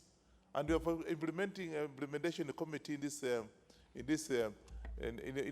Parliament, and therefore we're going to follow up so to be able to know and be able to revive the coffee sector in this country. The other thing is that coffee, I think, and tea and the bioethanol, being the, again, export earner for this country, they were merged into AFA, Agriculture Authority, Agriculture and something Authority, AFA, which today, as we are talking, Madam Speaker, there's no substantive board. So where are we as a country? We don't have AFA board. Nothing. People are there on acting basis that are supposed to look after the bioethanol board, which was dissolved, coffee board, which was dissolved, tea board, which was dissolved, and therefore they're supposed to be having that committee, or rather the board, which does not have substantive board. There's no chairman. There is no, I think the managing director, I'm told, is on acting basis. So we have a problem. The other thing is that sometimes I think 2018, just to give ourselves, 2018, I had the privilege and the honor of traveling to US, representing this country on coffee exhibition. And I was told, this is at Washington, D.C., in a city called Saddle. We were there with most of the people in 2018. And Madam Speaker, the previous year, or the previous presentation, Kenya was rated as one of the best coffees in the world. And so when we went there 2018, I think they've taken another coffee, I think another country, that was Brazil. Brazil came second to Kenya. And so you can see how enthusiastic the world is about our coffee. And we are doing nothing about it. So, Madam Speaker, I want to take the bull by the horn and say that the research, the Coffee Research Institute should be revived.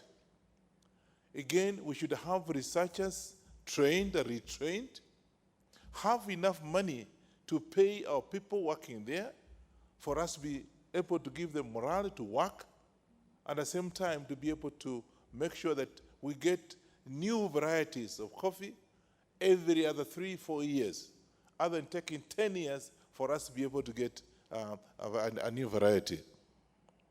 I come from Trans Nzoia, bordering the Mount Elgon, and I'm sorry my brother Barasa has left.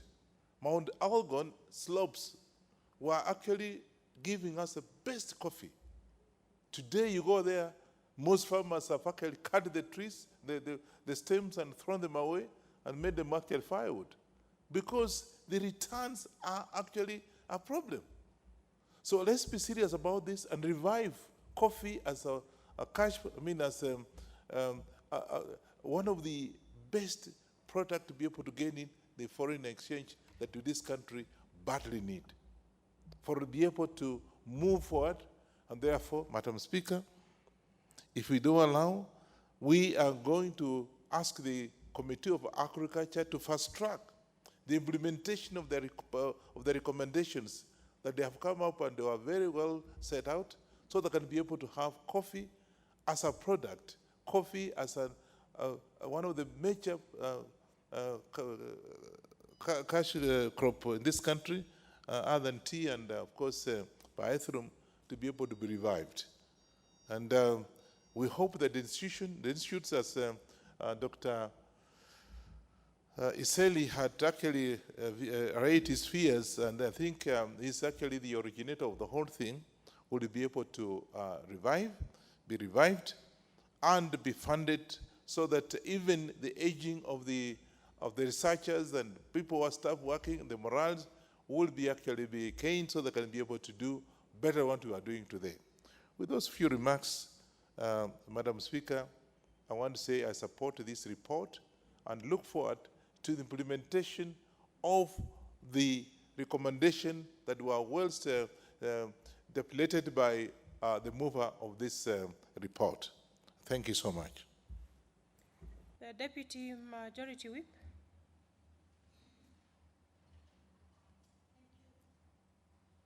Thank you, Madam Speaker. I too rise to add my voice to this very important motion before the House. And let me start by first congratulating Dr. Eseli, who unfortunately is not here, and who found it necessary to seek the leave of the House to be able to decide to come and to have the committee look into the matter of the Coffee Research Institute, which used to be a very popular institute way back, but has since become a little known institute over the years, for reasons now we understand coming from the committee. I also want to thank the committee for the good work that they have done with regard to the Coffee Research Institute, looking at what is ailing the institute, Madam Speaker, and recommending far-reaching, important proposals that would be able to get the institute back to where it used to be, if not better. Madam Speaker, it is a sad thing to note that the institute that was formed way back in the 1940s has since stopped functioning due to underfunding or no funding at all.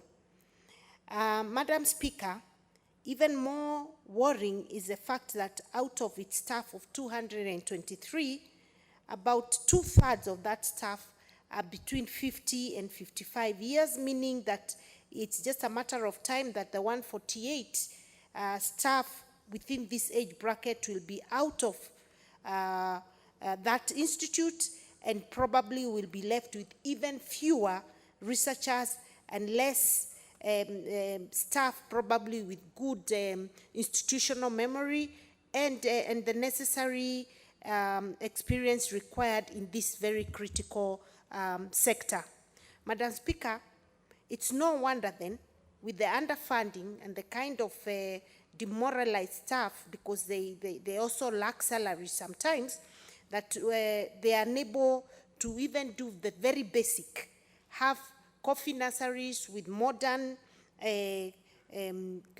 irrigation equipment so that they are able to provide the necessary seedlings required by farmers, and they can only produce 100,000 seedlings a year, while the demand is at 1.5 million seedlings. Then, of course, you worry about the fact that they have obsolete laboratory equipment, and therefore no wonder that the last variety released was about 10 years ago, which was 2010, Madam Speaker, which was Ruiru 11. And therefore, we are having a situation where we are compromising the quality of coffee that is being produced by farmers as we move along, because even the field visits they are supposed to have with the farmers, the agricultural shows, the extension services, the training of farmers on the best varieties to use is no longer happening, and therefore there's no quality control right from the farm all the way to the factories, and no wonder we are running out of market because we are unable to keep up with the new standards that are being set up in the world market, the new consumption patterns, Madam Speaker, where we are now talking about specialty coffees. We are still holding on to our traditional coffee varieties, and therefore, if nothing is done to this institute, we'll surely find ourselves completely out of market. We'll find ourselves unable to compete well in the world market to be able to sell our coffee. And it is therefore important that this Parliament places a lot of importance on the need to put some money and adequate money to the Coffee Research Institute. And I'm hoping the committee, with this new finding, can make sure that in the next budget of 2020-2021, we can see some handsome budgetary allocation towards the institute. One, to ensure that we can upgrade our laboratory equipment to the standards that are modern today. And two, to ensure that we have well-paid researchers. We have been told that they only have 17 right now, 17 researchers out of 37 that are required, so that we can be able also to employ more researchers and pay them well, and be able to get more research in this field, and be able to also know what kind of pesticides the farmers are using, whether they are of quality, and whether they are able to supply the right type of coffee that is required in the world market. So, Madam Speaker, I feel quite unhappy to get this kind of findings, but I hope it's not too late. We know the coffee sector has been suffering a great deal lately. The prices have gone down. The farmers are disenfranchised. But we are glad that lately the president did come up with the cherry fund, which is the money that will be paid to farmers way before immediately they sell their cherry, and as they await, the final bonus payment. And we are hoping that that will help farmers get more motivated to produce better coffee going forward.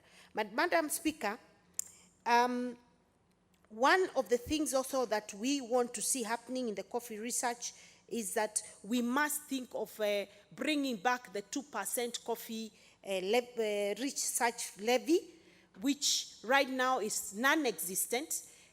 We are told that it was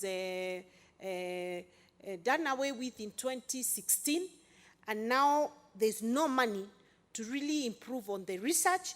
And so we will be supporting that proposal from the committee to have the coffee research levy fund back. And I hope that they can make sure they introduce it in the new budget so that it can become effective July 2020.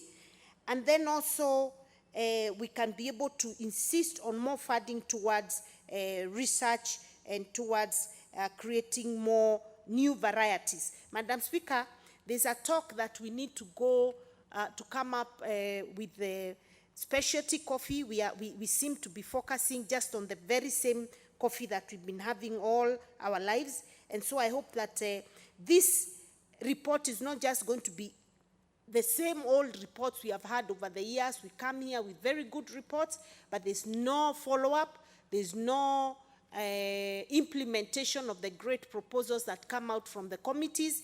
And so we will be looking forward to seeing some real move towards ensuring that the proposals from the Agriculture Committee towards the Coffee Research Institute will come to fruition, Madam Speaker. But let me also add my voice to that of the Honorable Mwaniki, Ruth Mwaniki, who with her vast experience in the coffee sector has put in some really good proposals and say that we need a holistic approach to the coffee sector. We know that there was a task force that was formed and a task force report was commissioned and received by the President in State House. But we have not seen much happening since that report came out. And we hope that the Agriculture Committee is going to now focus on the entire report and ensure that the issues that were raised in that task force report do get implemented by the executive. Madam Speaker, we know that there are several cartels in the coffee sector, just like in the tea sector, who would not want that task force report implemented. And it's no wonder that we've been at it for the last almost 4 years since that task force report was out, and we haven't seen any major changes. So I also hope that AFA, which we continue challenging, will not be used to cripple the very important institutions that were empowering farmers through coffee and tea, etc. Madam Speaker, I say this because, as you've heard the Honorable Wanyonyi say, it looks like with the creation of AFA, some key sectoral sectors in agriculture are suffering because AFA is not giving them the support and the seriousness they deserve in terms of funding and in terms of policy. So I hope that we are going to see a greater improvement on the part of AFA. We hope that the board is going to be set up quickly, but I am of the opinion that there are certain key cash crops that will need to be dealt with separately outside of AFA so that we can see greater development and better support.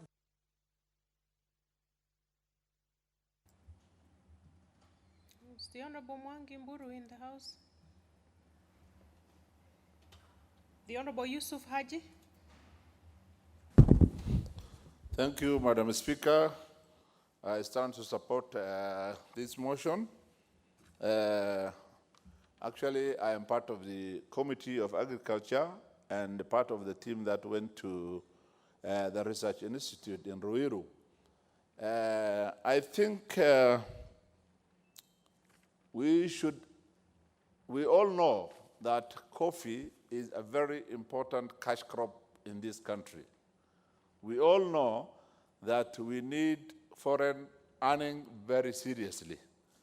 And one of the best ways of getting our foreign earnings is to ensure that the coffee, the tea, the livestock, and other things which we have in hand are improved and developed to maximum so that we can compete in this global village where everybody producing everything is already taking the same market.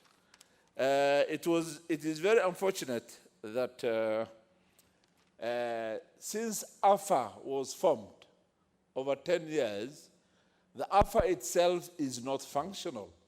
And those institutions which were collapsed to form AFA, like the Coffee Research Institute and others, have also gone down the drains. So what have we gained by forming AFA? Nothing.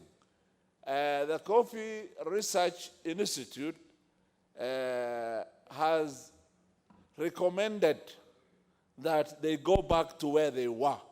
They go back and become independent research institute, independent from AFA, and continue to get the levy that they used to get. In that way, they have assured the committee that they can go back to where they were or even do better and earn this country more foreign earnings. It is very unfortunate that at the pace which that institute is moving, with 17 only scientists who are aging like me, soon we may have no researchers there. And soon we may ask the coffee growing areas, we may ask the government to give them relief food because their earnings were from the coffee. The cash crop they were getting, they are using their land for growing coffee, and the cash they were getting from the sale of the coffee is what is feeding their families.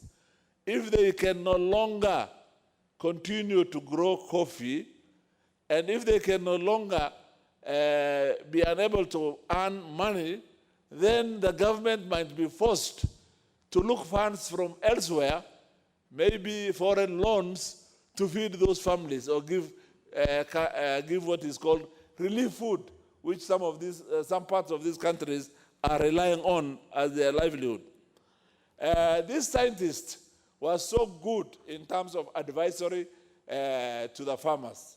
Extension service during this farming, when this institute was working very well, extension service was enormous. Farmers with very little problems in their coffee farms knew where to go and look for a solution to those problems, and they used to get it. Today, the farmer is pathetic. He or she doesn't know where to go for any solution to their problems. The Coffee Research Institute is almost down the drains. It is like now the blind leading the blind. The Coffee Research Institute itself is blind now. It does not see any future, and the farmers are still relying on them. So it is like leading the blind leading the blind. Both might go into a depth where they can never recover again. Funding for coffee and for all agriculture sector. I think the Kenya government, not I think, I'm sure the Kenya government have signed protocols such as the Maputo Declaration, whereby we are supposed to give 10% of our revenue earnings to the agriculture ministry so as to improve productivity. We are a country which heavily relies on agriculture. We don't have minerals. We don't have oils. Even I'm told the Turkana wells are now dry. After only taking few lorries from there, I'm told the situation is now very bad. So what do we have as a country to rely on is only agriculture, whether it is the crops or the livestock or the fisheries or the related manufacturing sectors which rely on agriculture. This is where our comparative advantage lies. Unfortunately, we are giving this sector very, very raw deal. I think the committee has done its best, but writing reports, discussing it here in Parliament, and passing it alone does not mean that we are able to move forward. The most important thing is these recommendations be implemented to the latter. For the few years I have been in this house, it is my observation that a lot of good things pass through this house. But when it comes to the actual implementation of whatever has been passed through this House, it is dwindling. It is not very good. Indeed, it is not very good. And this is the same. We still have time, resources, and the will by the farmers to recover our farming industry. But if we delay further and we don't do anything in the next few years, it's very unfortunate. We hear now the last crop or the last variety of coffee was developed 10 years. With climate change, things are moving very fast. New pests, new diseases are coming on board, and we require new varieties so as to cope with those new diseases and new pests. If we rely the variety that was developed over 10 years ago, with the climate change, a lot of things changing, then we are in danger. We may soon be categorized as a country that does not produce coffee at all. We may be defeated to compete in this global village. There was this executive order, number 1 of 2013. This order, I think, has seriously interfered by putting together all those institutions that were working very well under an institution that is up to today dormant. From the time it was formed up to today dormant. As my predecessors has already said, that AFA up to today does not have a functional board, which means no final decisions can be made, which means there is no forward movement, which means there is only money for recurrent, which people sit there to earn salaries to do nothing. Before these institutions were put together, and when these institutions were being funded, the staff themselves were very competitive. I mean, the scientists, the researchers, they used to compete among themselves and said who developed what variety or who developed what disease-resistant variety, and such scientists used to be rewarded, and they used to earn very good names within the agricultural sector. Today, they are all seated, waiting for salaries, doing nothing. We are paying people salaries for doing nothing. Therefore, the earlier these recommendations are implemented to the latter, the better. With that, I support this motion and hope it will be implemented soon. Thank you. Member for Mukurweini, Kiai Gideaka.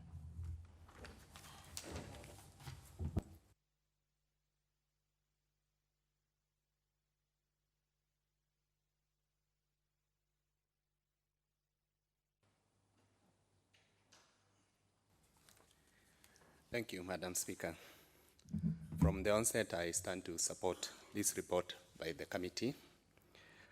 Madam Speaker, Kenya economy is agrarian in nature, and the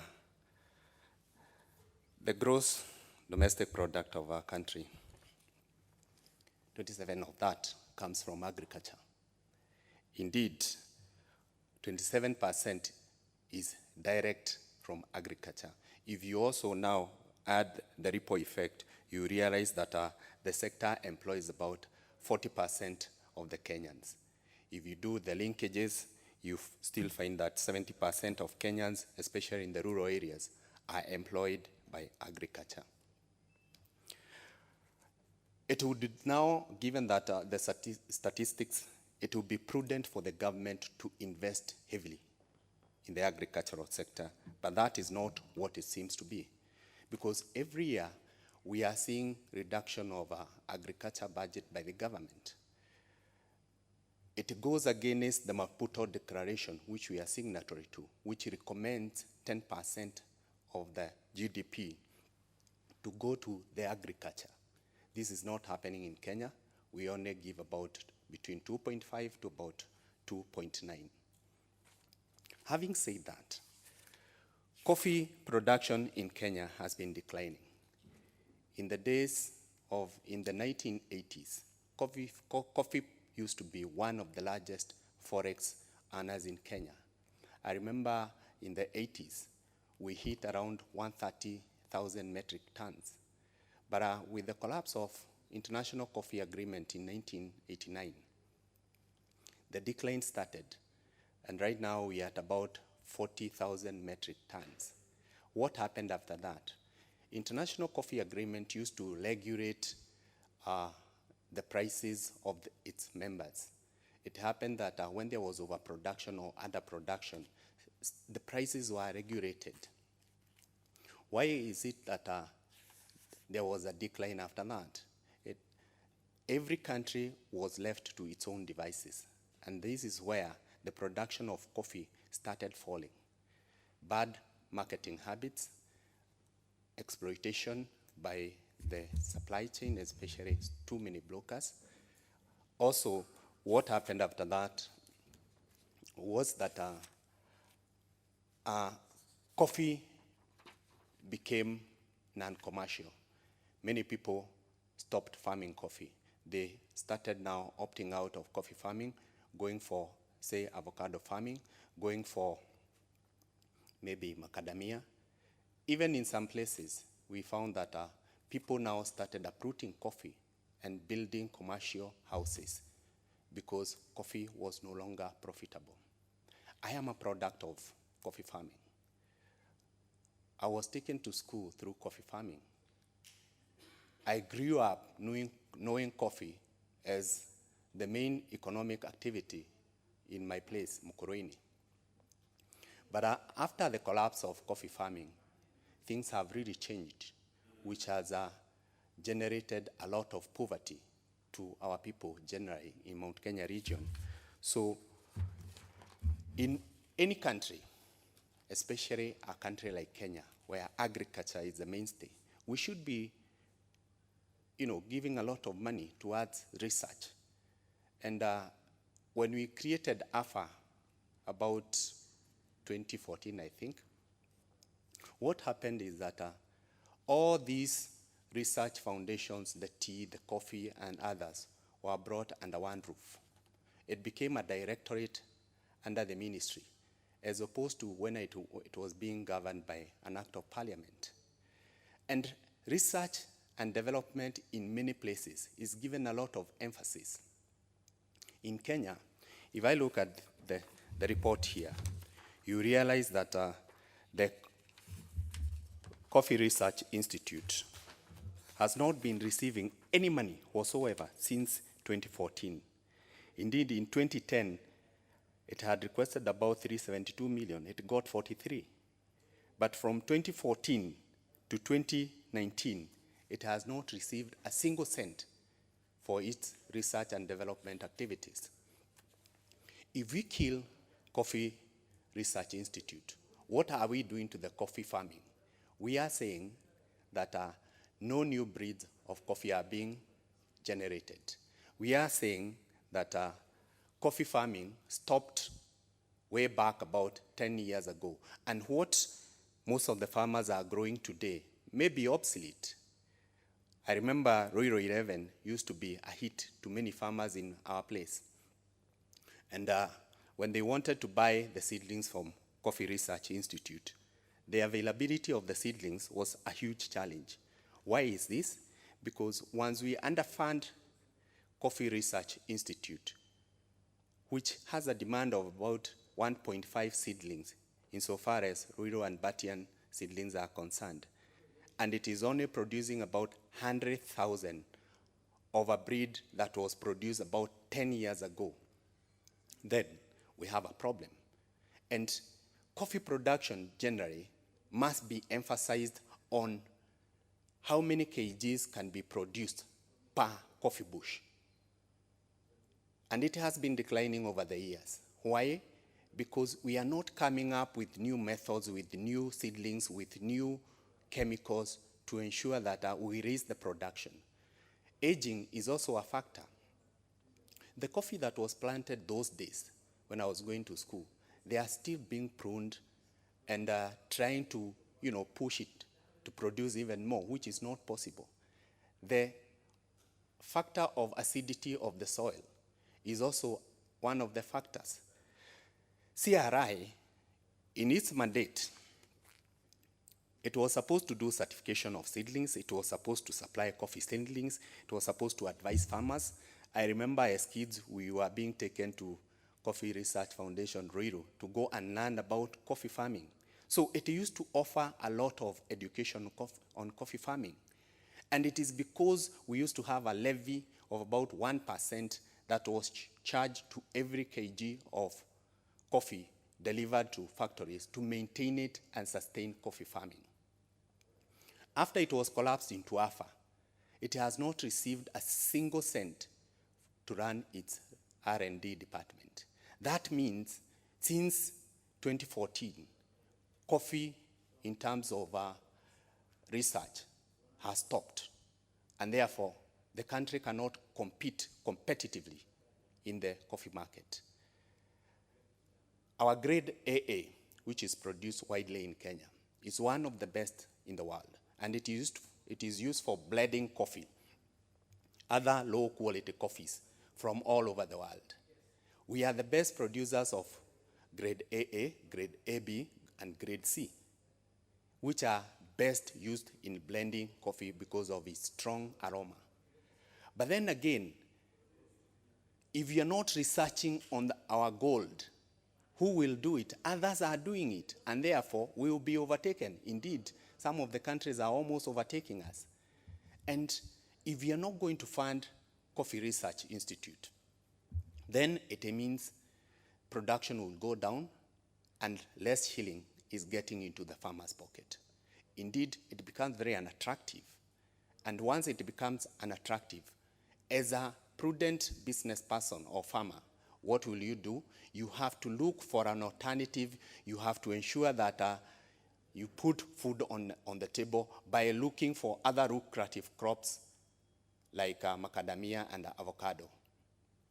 The shrinking land under which coffee is farmed is also another factor. We have to look at the land policy in this country. There is no way a place like Kiambu, which has rich, fertile soil that produces good coffee, can be turned into a concrete jungle without the intervention of the government. As I finish, as I support all the recommendations that have been put across by the committee, it is important to divorce coffee farming from AFA. Let AFA deal with the small minor crops like maybe peanut, maybe like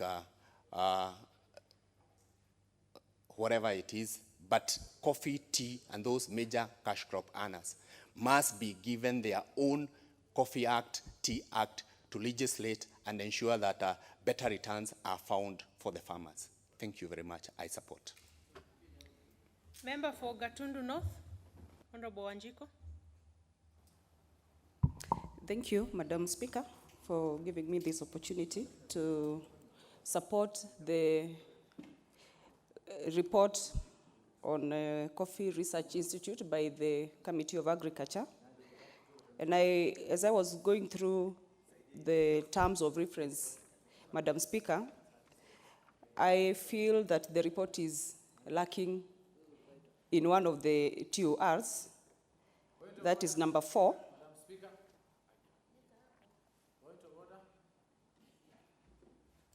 What is out of order, Honorable Savula?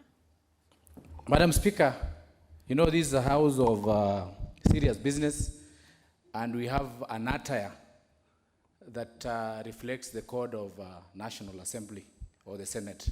Is a member sitting there in order to be sitting here in the manner he is now, considering that he's not in a tie? We don't know his name, is a stranger in the house. Madam Speaker, I would like you to kick him out of this house. Honorable Member, you need to go and rest in a parliamentary manner and then come back, if you have to come back into the chamber. Go on, Honorable Wanjiko. Thank you, Madam Speaker. I think my point is, I think this report is lacking to report on one of the TORs as prescribed as part of this report, that is number 4, where they were supposed to report after evaluation and look at the support that the ministry is giving to the Coffee Research Institute.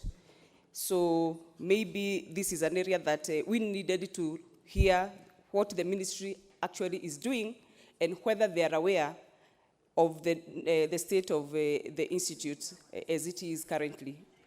Madam Speaker, I come from the coffee growing region, and it's very saddening that we are talking about the kind of challenges that have been highlighted in this report. And as a country, we recognize that agriculture plays a critical role in the economic empowerment of our people. Madam Speaker, every other day, the government talks about creating jobs. But it looks like our priorities are upside down. More appalling is to read from the report that such a research institute does not have a proper laboratory to be able to conduct its activities. I think, Madam Speaker, we need to be sincere with ourselves as a country. Do we want to promote agriculture and more so coffee, or do we want to kill this industry? I can tell you, Madam Speaker, every other day when I'm in my constituency, I encounter farmers who keep crying and asking, has the government forgotten us? I honestly feel we are not doing enough. I honestly feel we are not honest even as we talk about reforming the coffee sector. Madam Speaker, the committee tells us that the workforce at the Coffee Research Institute is an aged workforce. And that barely translates to saying the institute have no future. There is urgent need to be serious about the coffee sector. I was privileged, Madam Speaker, to visit the state of Nebraska about a year ago on matters coffee. And we were able to learn that the consumption trends of coffee are changing every day. And this calls for serious research, market research, to be able to understand what the global coffee market needs. There is an increased trend and need for specialty coffee. And when you talk about specialty coffee, this is the grade A coffee. I can attest to the situation on the ground, Madam Speaker, that the kind of coffee we are also producing is of low quality. Reason, our farmers are not getting the guidance and the support that is required. I also feel the confusion, Madam Speaker, has been aggravated by the fact that agriculture is now a devolved function. And if you look at even what the county governments are doing and the roles they're supposed to implement and support the farmers, you realize that the farmer has been left alone. So, Madam Speaker, as I support this report, and more so the introduction of a levy that will go towards supporting this coffee sector, I urge the Ministry of Agriculture for once to be serious. We cannot just let coffee just die.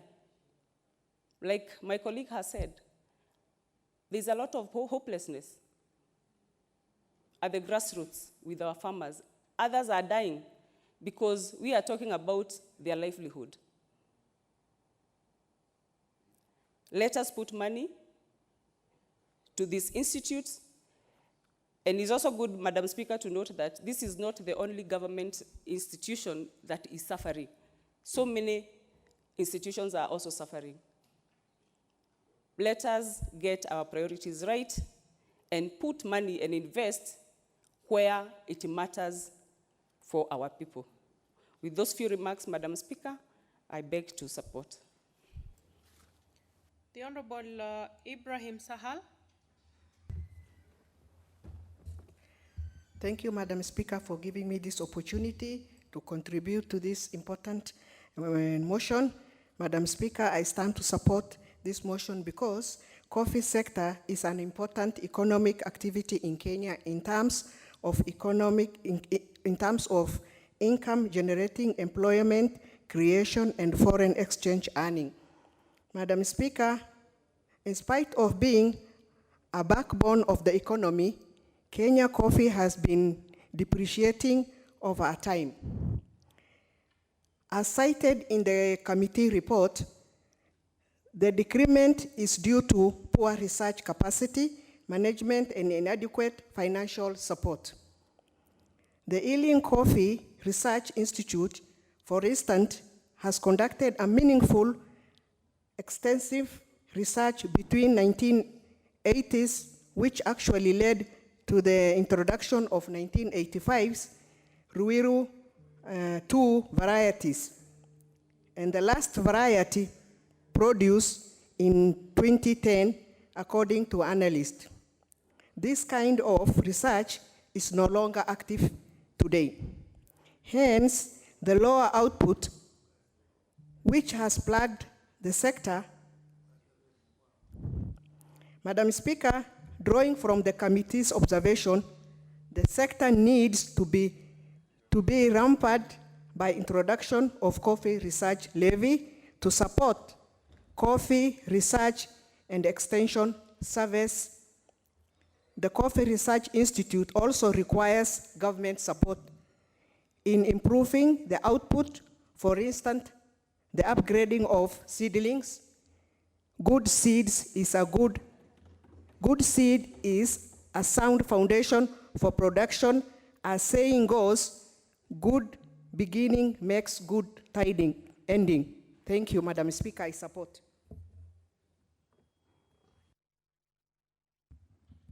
Honorable Yegon, I see now you are properly dressed for the chamber. Next time when you're dressed the way you are, you just do your personal business outside the presence of Parliament. And I know you know that.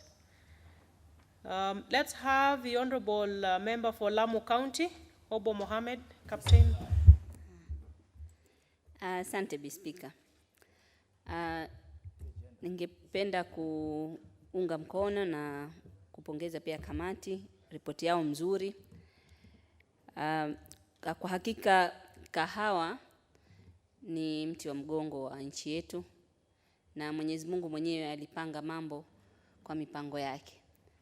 Kila upande wa Kenya kuna wale wana vitu tofauti na zote zinachangia kwa uchumi wetu wa Kenya.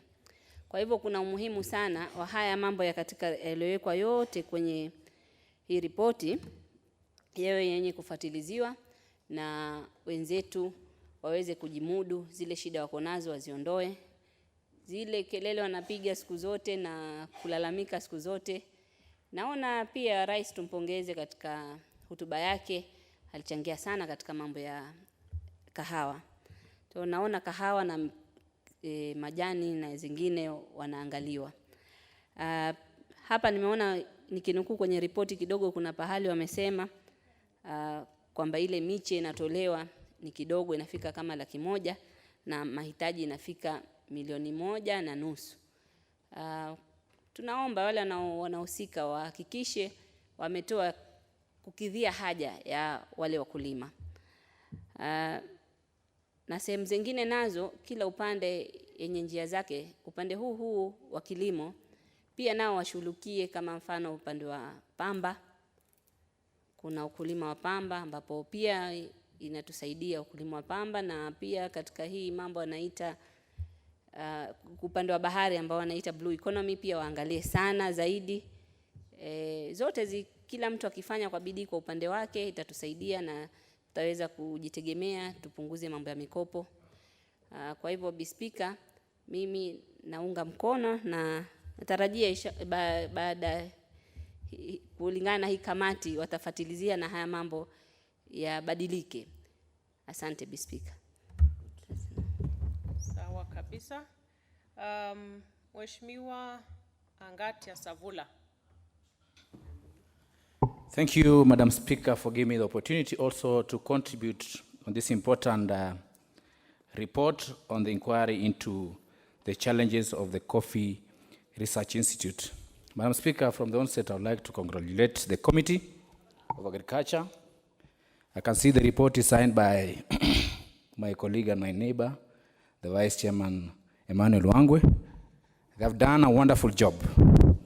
The recommendation that I want to speak on, indeed, Madam Speaker, is a recommendation that the National Coffee Research Levy be introduced. Madam Speaker, this research levy is very critical in the development of the coffee sector. Similarly, I would like also to urge the national government, the way the Agriculture Committee has handled this report on the coffee sector, they should also do the same in the sugar industry. They should also reintroduce the sugar development levy to help the sugar industry that is now under its knees. Madam Speaker, I will also use this opportunity to thank the President, Uhuru Kenyatta, for introducing another coffee sherry fund that will help uplift the living standards of the coffee farmers, especially in the central Kenya, where you are given an advance before you deliver your sherry to the milling factories. Similarly, I will also thank the former president, the retired President Mwai Kibaki. He also waived shillings 10 billion that were loaned in the coffee sector, and I will request the government, through the Ministry of Agriculture, we also need a similar waiver in the sugar industry. We need the sector to be waived off loan amounting to over 6 billion so that we can stabilize the sugar industry. Mr. Speaker, we cannot manage to privatize our sugar industries because of this debt. So similarly, the way the government is handling the coffee sector is a similar strategy they are supposed to adopt in the coffee, in the sugar industry. And my brother, Honorable Wango, is here, was in State House recently with Mheshimiwa Shinali, where they handed over the report of the Task Force on Sugar Industry to President. We expect the same when the report comes to the House. Thank you, Madam Speaker, for those few remarks. The Honorable Shinali, member for Ikolomani. Thank you, Madam Speaker. First of all, I want to thank Honorable Dr. Eseli for bringing a question into matters to deal with coffee farming. Madam Speaker, I want to congratulate the committee for good work and add my voice on their recommendations. Madam Speaker, Coffee Research Institute, as it is now, I feel that it does not do a good job because they produce only 100,000 seedlings versus the market demand of 1.5 million. That means they are operating under par, Madam Speaker. Madam Speaker, coffee is one of the cash crops which are earning us foreign exchange in Kenya, and there is a lot of demand worldwide. Hence, it requires a serious structure to be able to produce seedlings for our farmers, Madam Speaker. Where I come from in Western, when I was young, I saw coffee in our farm. But due to laxity in institutions mandated to be supporting farmers, that coffee is no longer grown to that extent. Madam Speaker, this House has to think and support farmers in terms of funding Coffee Research Institute, including an overhaul so that we have serious people, Madam Speaker, who should be able to produce seedlings that will support our market. Madam Speaker, we also require a serious marketing of our produce of coffee, Madam Speaker. Madam Speaker, as I finish, I want to reiterate that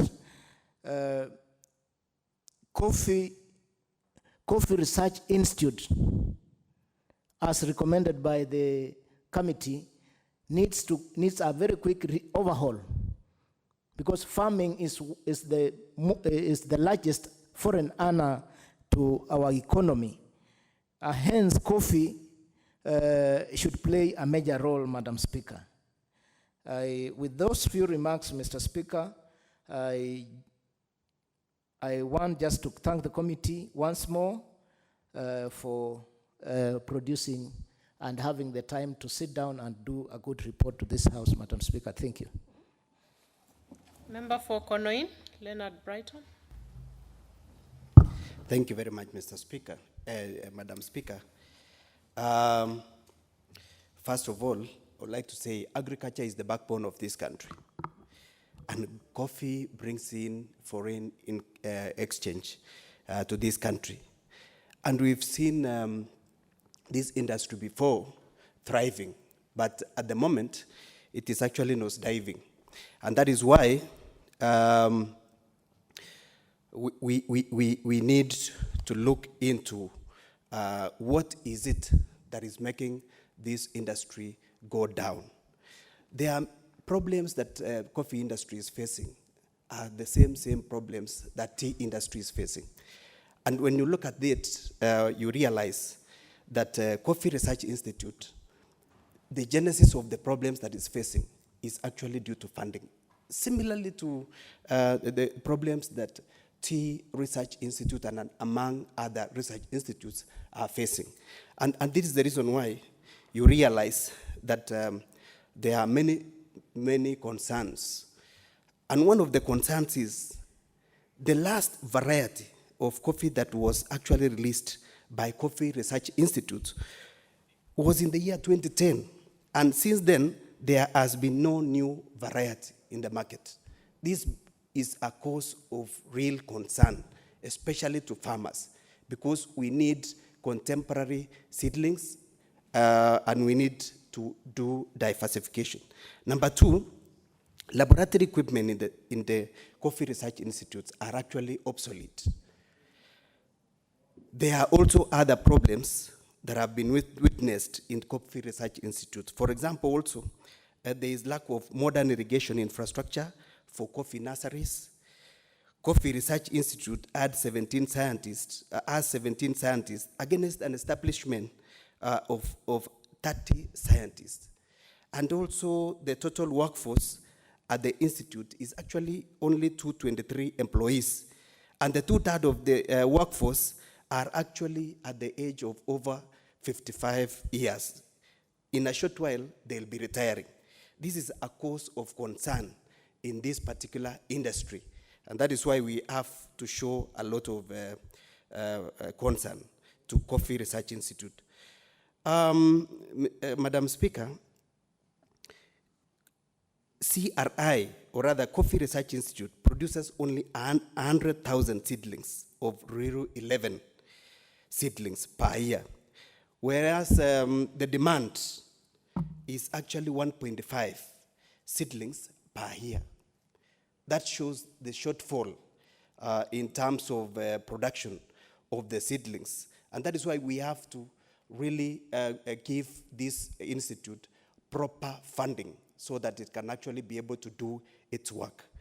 The National Task Force for Coffee Sector Reforms reviewed the entire coffee value chain and identified areas that require interventions and made recommendations to address these particular challenges. But these challenges, or rather these recommendations, has never been implemented. And that is why we need government to come in so that actually this can actually be implemented as fast as possible. CALRO conducts a scientific audit on efficiency, effectiveness, and economy on technologies and processes within research institutes. We encourage CALRO, whenever they are sourcing for funds, whenever they are lobbying for funds, to make sure that they actually source, or rather lobby for more funding to these research institutes like Tea Research Institute and Coffee Research Institute. Thank you so much, Madam Speaker. The member for Nyeri County, Honorable Mokami. Thank you, Honorable Speaker. I rise to support the research report. First and foremost, I want to congratulate the committee. They've done a good job. Honorable Speaker, it is unfortunate that today we are talking about our cash crops, coffee, tea, pyrethrum, and sugar, knowing very well that those cash crops, they are the backbones of our economy. Personally, I come from the coffee and tea area, and our farmers are really, really suffering. They are not able to take their children back to school. They are not able to feed their children. They are relying on us as members of parliament. So I want to commend the committee for the good job they've done. And I've learned from the report that the research, it is really experiencing many challenges. I can see they are not able to pay the salaries of their employees, lack of input like pesticides and the seedlings. I want to support the committee recommendations that the National Treasury must allocate the 350 million to the Coffee Research Institute. Let me tell you, I'm wondering because I'm in Committee of Trade, and the other day we allocated that billion to our coffee farmers.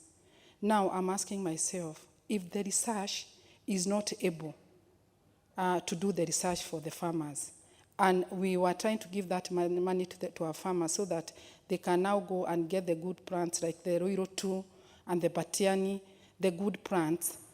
If the research has no money, then I don't think we are heading on the right direction. And as a country, we must have our priorities right.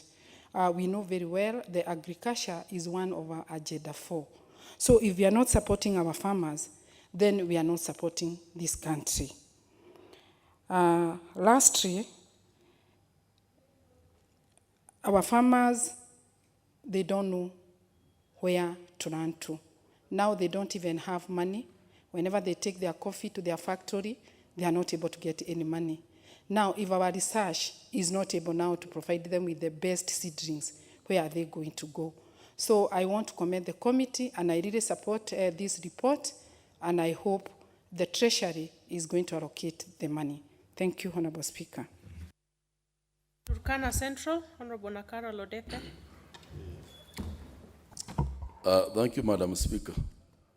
Madam Speaker, the challenges that are facing coffee research institutes in Kenya are too much.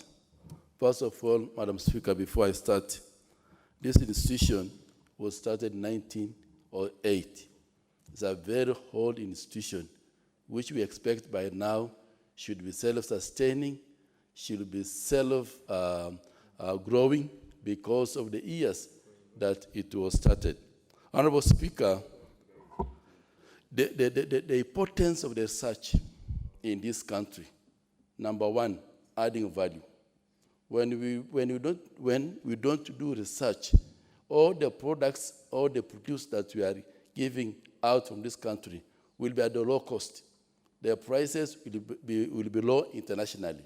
So, advantage of having a research institute in our own country, it will help us to add value on our products so that we compete internationally. So, Madam Speaker, this is an institution that's very important that we need to fund it. Another importance of research is that we will discover new methods, you know, new technologies as we get into global competition. We discover that we need new technologies so that we can compete with other countries that are producing coffee. But without research, how can we discover those new technologies? We will continue using our old and our traditional ways of doing farming, and will continue giving low output. So, Madam Speaker, research is very important. It also helps us in marketing. If you don't do research for us to know where we can market our products, where we will take our product, which country is there available for us, Madam Speaker, we will fail as a country. So, Madam Speaker, before I speak challenges, those are the things that we need to see in research institutions, including livestock, Madam Speaker. So the few challenges that we have discovered, one, underfunding. Madam Speaker, all the research institutes, including the universities, nowadays they don't do research because there is no funding for doing research in this country. And that's why we are not growing. Industrialization, the resolution in our country is very low because we are not doing research. So, Madam Speaker, we need to fund these institutions so that they can go out of our country and do research in other countries where coffee have been grown, and also help us to get market outside. It's understaffing, Madam Speaker. If you go to this institution, Madam Speaker, we got time to go there and feast.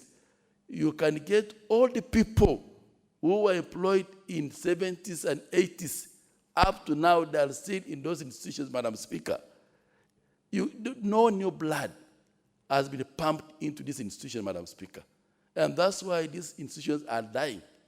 We need to employ young men who have actually gained new knowledge, as per the generation we are now. But, Madam Speaker, if you go to these institutions, other research institutions like livestock research institution, the same problem. Another problem that's facing is technology, modernization of the equipment that we are using there, Madam Speaker. We are still using old equipment that they were there because they don't have the money to do modernization of getting new equipment for new research.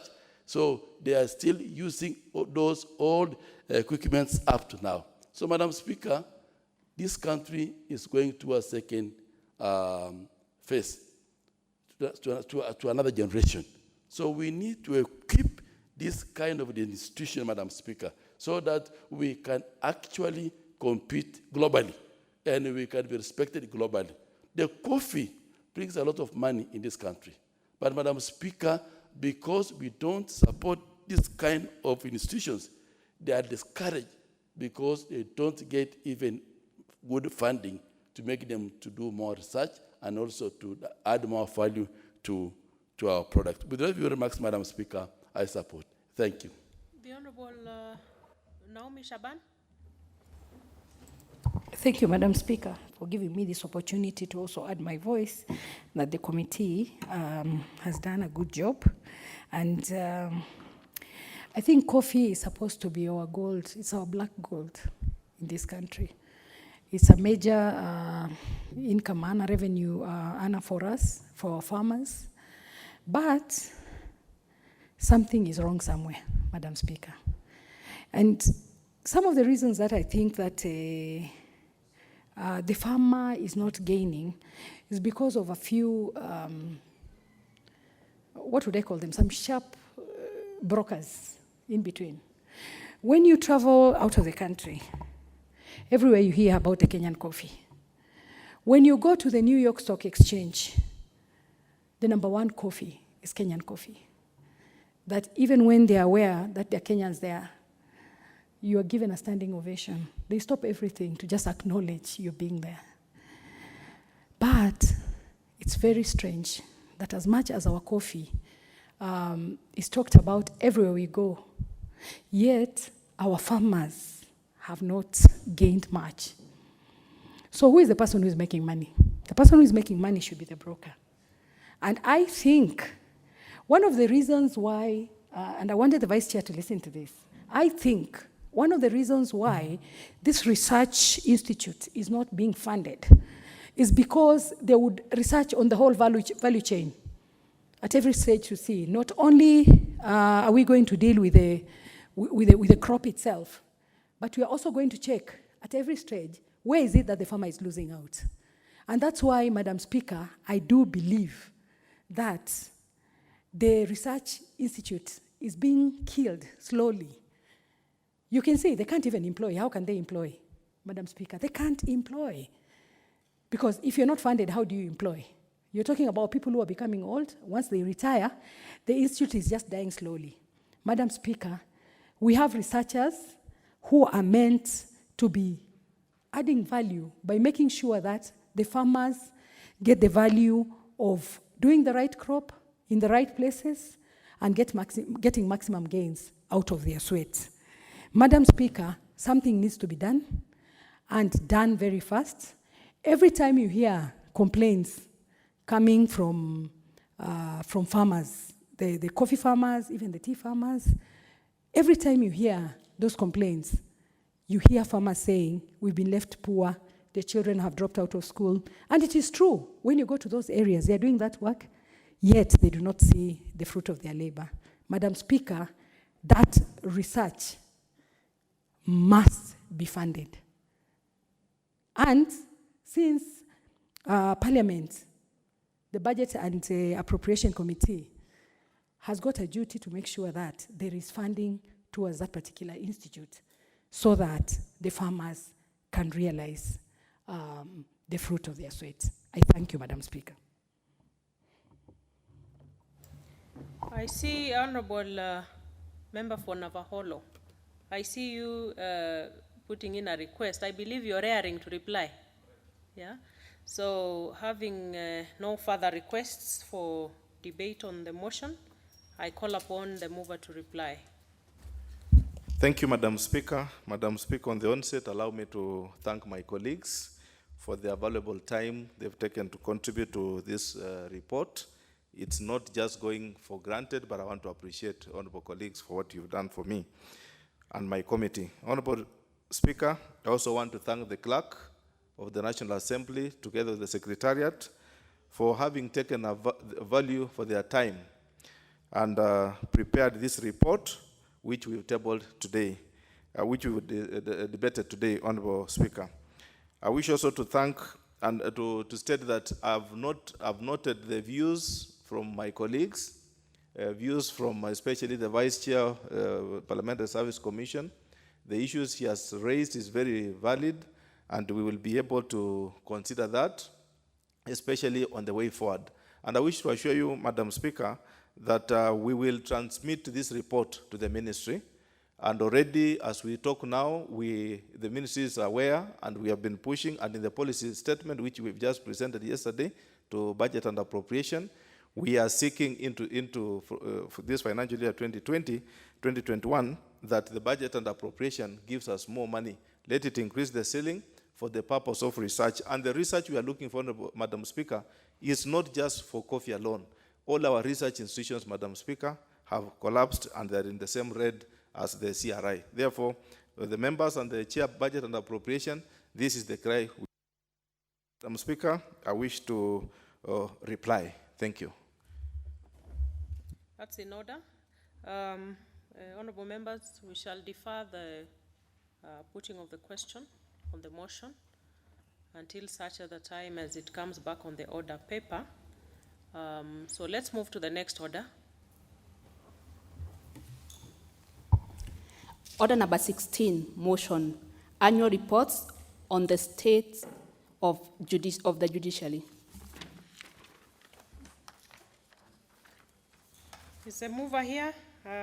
This is the Chair, Justice and Legal Affairs Committee. We are going to skip it until when it comes up next in the order paper. Let's go to the next order. Order number 17, motion, report on audited financial statements for the UWESO Fund and the Women Enterprise Fund. This is supposed to be the chair, Special Funds Accounts Committee. Is that the vice chair? He's authorized member. You're He's a member of the Special Funds Accounts Committee. Are you on instructions to Yes, proceed? authorized. Okay. Thank you, Madam Speaker. And Madam Speaker, I beg to move that this House adopts the seventh report of the Special Funds Accounts Committee on audited financial statements for Uwezo Fund for financial year 2016-17 and Women Enterprise Development Fund for financial year 2017-2018, laid on the table of the House on Tuesday, November 5th, 2019. Madam Speaker, the Special Funds Accounts Committee is amongst the three watchdog committees of this 12th Parliament responsible for examination of reports of the Auditor General of the following funds laid before this House to ensure probity, efficiency, and effectiveness in application of public funds. This is the Equalization Fund, Political Parties Fund, Judiciary Fund, National Government Constituency Development Fund, and any other fund established by law as the Speaker may guide. Examination of audited accounts of Uwezo Fund and Women Enterprise Development Fund is amongst the mandate of the committee as provided under the National Assembly Standing Order number 205A.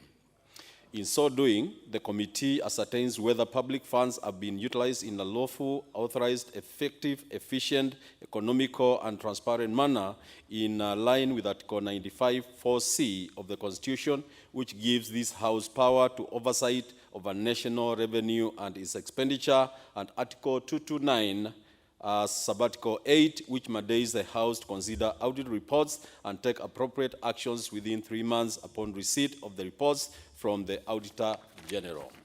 Madam Speaker, Uwezo Fund was established via the legal notice number 21 of the Public Finance Management Act 2012 on 8th September 2013 with a mandate to provide affordable loans to women, youth, and persons living with a disability.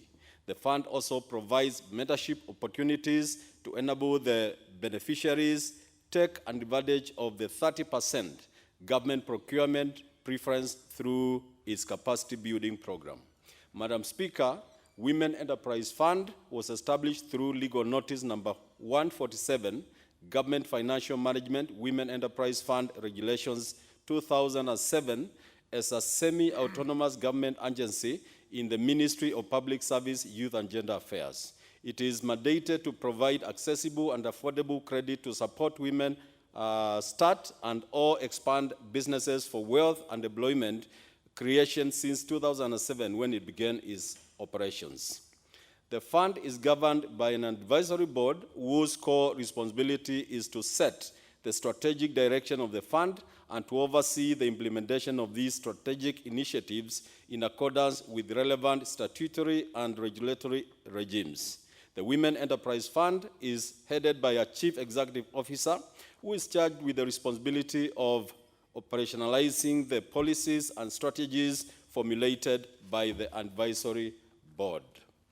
Madam Speaker, during examination of the reports of the Auditor General for these funds, the committee made the following general observations and recommendations on Uwezo Fund as contained in the report. 1, on lack of compliance with the Public Audit Act 2015 and the Public Finance Management Act 2012. The committee observed that the accounting officer of the fund failed to submit relevant supporting documents for audit review. In addition, documents were not submitted within a reasonable time in contravention in the provisions of Section 62 of the Public Audit Act 2015, which compels the accounting officers to provide information to auditors when need arises. In addition, the officers contravened the provisions of Section 68 of the Public Finance Management Act that bestows all the responsibility of proper management of the fund's books of accounts. The committee therefore recommends that the accounting officer of the fund ensures compliance with Section 62 of the Public Audit Act 2015 and Section 68 of the Public Finance Management Act 2012. On loans disbursed to groups, the committee observed that the fund advance loans of approximately Kenya shilling 4 billion since inception in 2014-2015 to various groups whose details such as debtors listings were not availed for audit review. Consequently, the accuracy, validity, and recoverability of loans advanced to groups is doubtful. It is on this basis that the committee recommends that the accounting officer of the fund ensures compliance with Section 62 of the Public Audit Act 2015 and Section 68 of the Public Finance Management Act 2012. On gazettement of committee at the constituency level, the committee observed that there was a delay in the gazettement of constituency Uwezo Fund Management Committees established under Regulations 15 of the Public Finance Management Uwezo Fund Regulations 2014. This had hindered effective operations of the fund at the constituency, which resulted in delays in loan issuance and recovery. The committee recommends that the cabinet secretary responsible for the fund ensures timely gazettement of the names of the persons constituting the constituency Uwezo Fund Management Committee pursuant to Regulations 15(5) of the Public Finance Management Uwezo Fund Regulations 2014. On 50% repayment threshold on loans, the committee observed that Uwezo Fund Board resolution on a threshold of 50% repayment of loans was punitive. The policy implies that fund can only replenish loans to a constituency whose recovery is at least 50%. The committee recommends that the Uwezo Fund reviews the policy on the constituency repayment threshold on loans to 25%. On facilitation of constituency Uwezo Fund Management Committees, the committee observed that members of the constituency Uwezo Fund Management Committee are not adequately facilitated to monitor the activities of the fund, including follow-up on loans disbursed.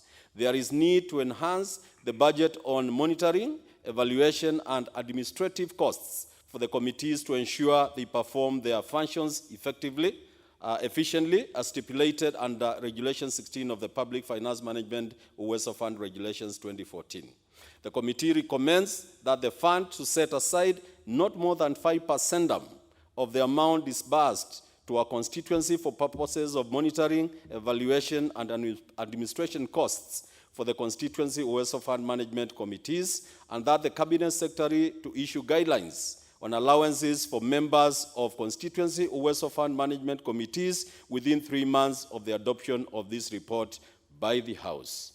On proper financial reporting, the committee observed that the fund did not comply with the international public sector accounting standards in their financial reporting, indicating that there was lack of capacity of the staff at the constituency level.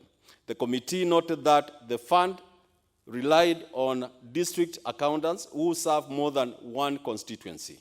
The committee therefore recommends that the fund employs its own officers at the constituency level for proper financial reporting.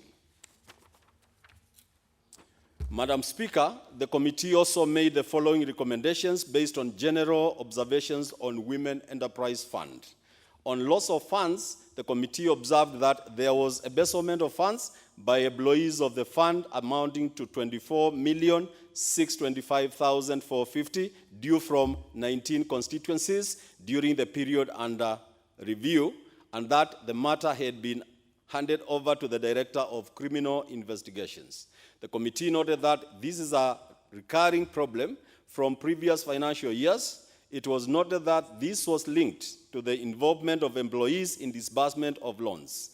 Article 226, Subarticle 5 of the Constitution of Kenya 2010 provides that if the holder of a public office, including a political office, directs or approves the use of public funds contrary to law or instructions, the person is liable for any loss arising from that use and shall make good the loss, whether the person remains the holder of the office or not. It is on this basis that the committee recommends that the Director of Criminal Investigation fast-tracks the investigation into the cases of misappropriation of funds.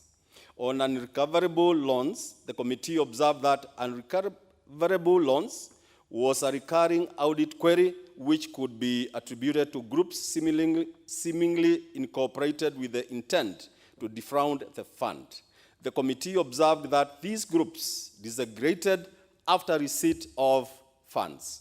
This implied that the fund did not adhere to existing lending policies while vetting some of the beneficiaries. The committee therefore observed that there are funds which are still outstanding that were lent through the financial intermediaries whose recoverability is doubtful.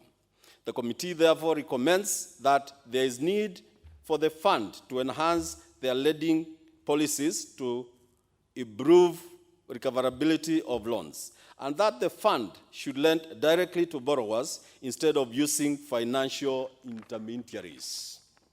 On late submission of documents, the committee observed that the accounting officer of the fund failed to submit documents for audit within the time as stipulated under Public Audit Act 2015. In addition, the officers contravened the provisions of Section 68 of the Public Finance Management Act that bestows all the responsibility of proper management of the fund's books of accounts. The committee therefore recommends that the accounting officer of the fund ensures compliance with Section 62 of the Public Audit Act 2015 and Section 68 of the PFM Act 2012. Madam Speaker, based on the important role that these two funds play in our national developments, there is need for proper utilization and accountability of public resources invested towards realization of mandates of these institutions. It is on this basis that the committee invited the accounting officer of these two funds, the Principal Secretary for Gender Affairs, Honorable Safina Kwekwe Sungu, to respond to the audit queries raised in the reports of the Auditor General. Arising from the evidence adduced, the committee came up with the various recommendations as contained in the report for consideration by this House. Madam Speaker, as I conclude, allow me to thank your office and that of the Clerk of the National Assembly for the support extended to it during consideration of this report. May I also extend committee appreciation to the Office of the Auditor General and that of the Cabinet Secretary, National Treasury and Planning for the complementary role that they continue to play in oversight over these public funds. Finally, Madam Speaker, I acknowledge with gratitude the Office of Principal Secretary, the Gender Affairs, Honorable Safina Kwekwe Sungu, for availing the requisite information and honoring committee invitations required, which enabled the committee finalize this report on time. Honorable Speaker, I beg to move and request Kwanza Member of Parliament, Honorable Fernand Wanyonyi, to second. Thank you. Okay, as the member for Kwanza takes up to second, I did not interrupt you, Honorable Nzioka, Honorable Nzioka, but you might not be lucky next time. You should not read the report verbatim. You're supposed to move, but I was just imagining that maybe your chairman or vice chair ambushed you to move the report, but you need to take note of that. Thank you, Madam Speaker. Let's have the Mheshimiwa Kwanza MP. Thank you, Madam Speaker. I take this opportunity to second the motion. And my only remarks I want to make here is that since inception of this fund, particularly the Waste of Fund, as moved by the mover, it's about 4 billion Kenya shillings. And the recovery, Madam Speaker, has been very difficult.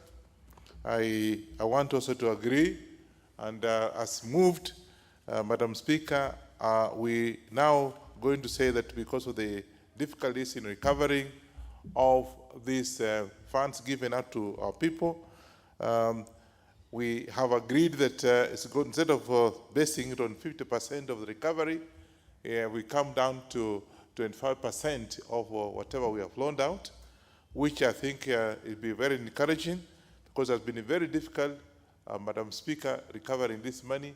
50% is very, very, very difficult, because the business and the environment out there is not very conducive.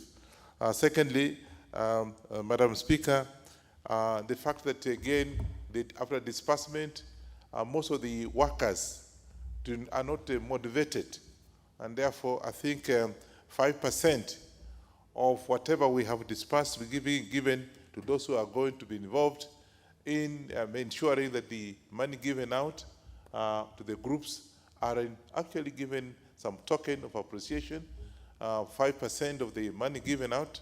Again, that's very encouraging. I'll be able to have our people work with the heart, that they'll be able to do their work because there's some return.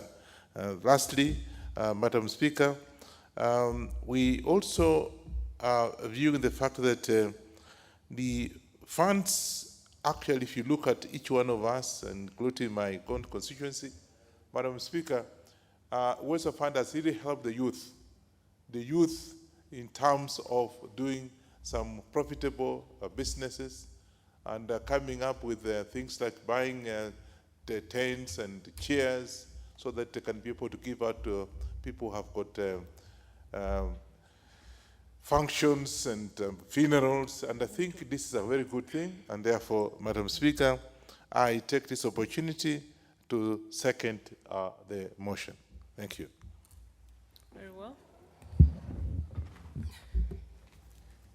Honorable members, I go on to propose a question, which is that this House adopts a report of the Special Funds Accounts Committee on audited financial statements for the Uwezo Fund for the financial year 2016-2017 and the Women Enterprise Fund for the financial year 2017-2018, laid on the table of the House on Tuesday, November 5th, 2019.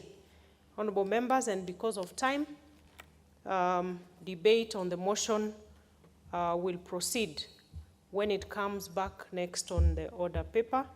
And being a very important motion, I think that's in the interest of this House. With that, honorable members, be upstanding. The time now being 6:58 p.m., this House stands adjourned until Tuesday, 3rd March 2020 at 2:30 p.m.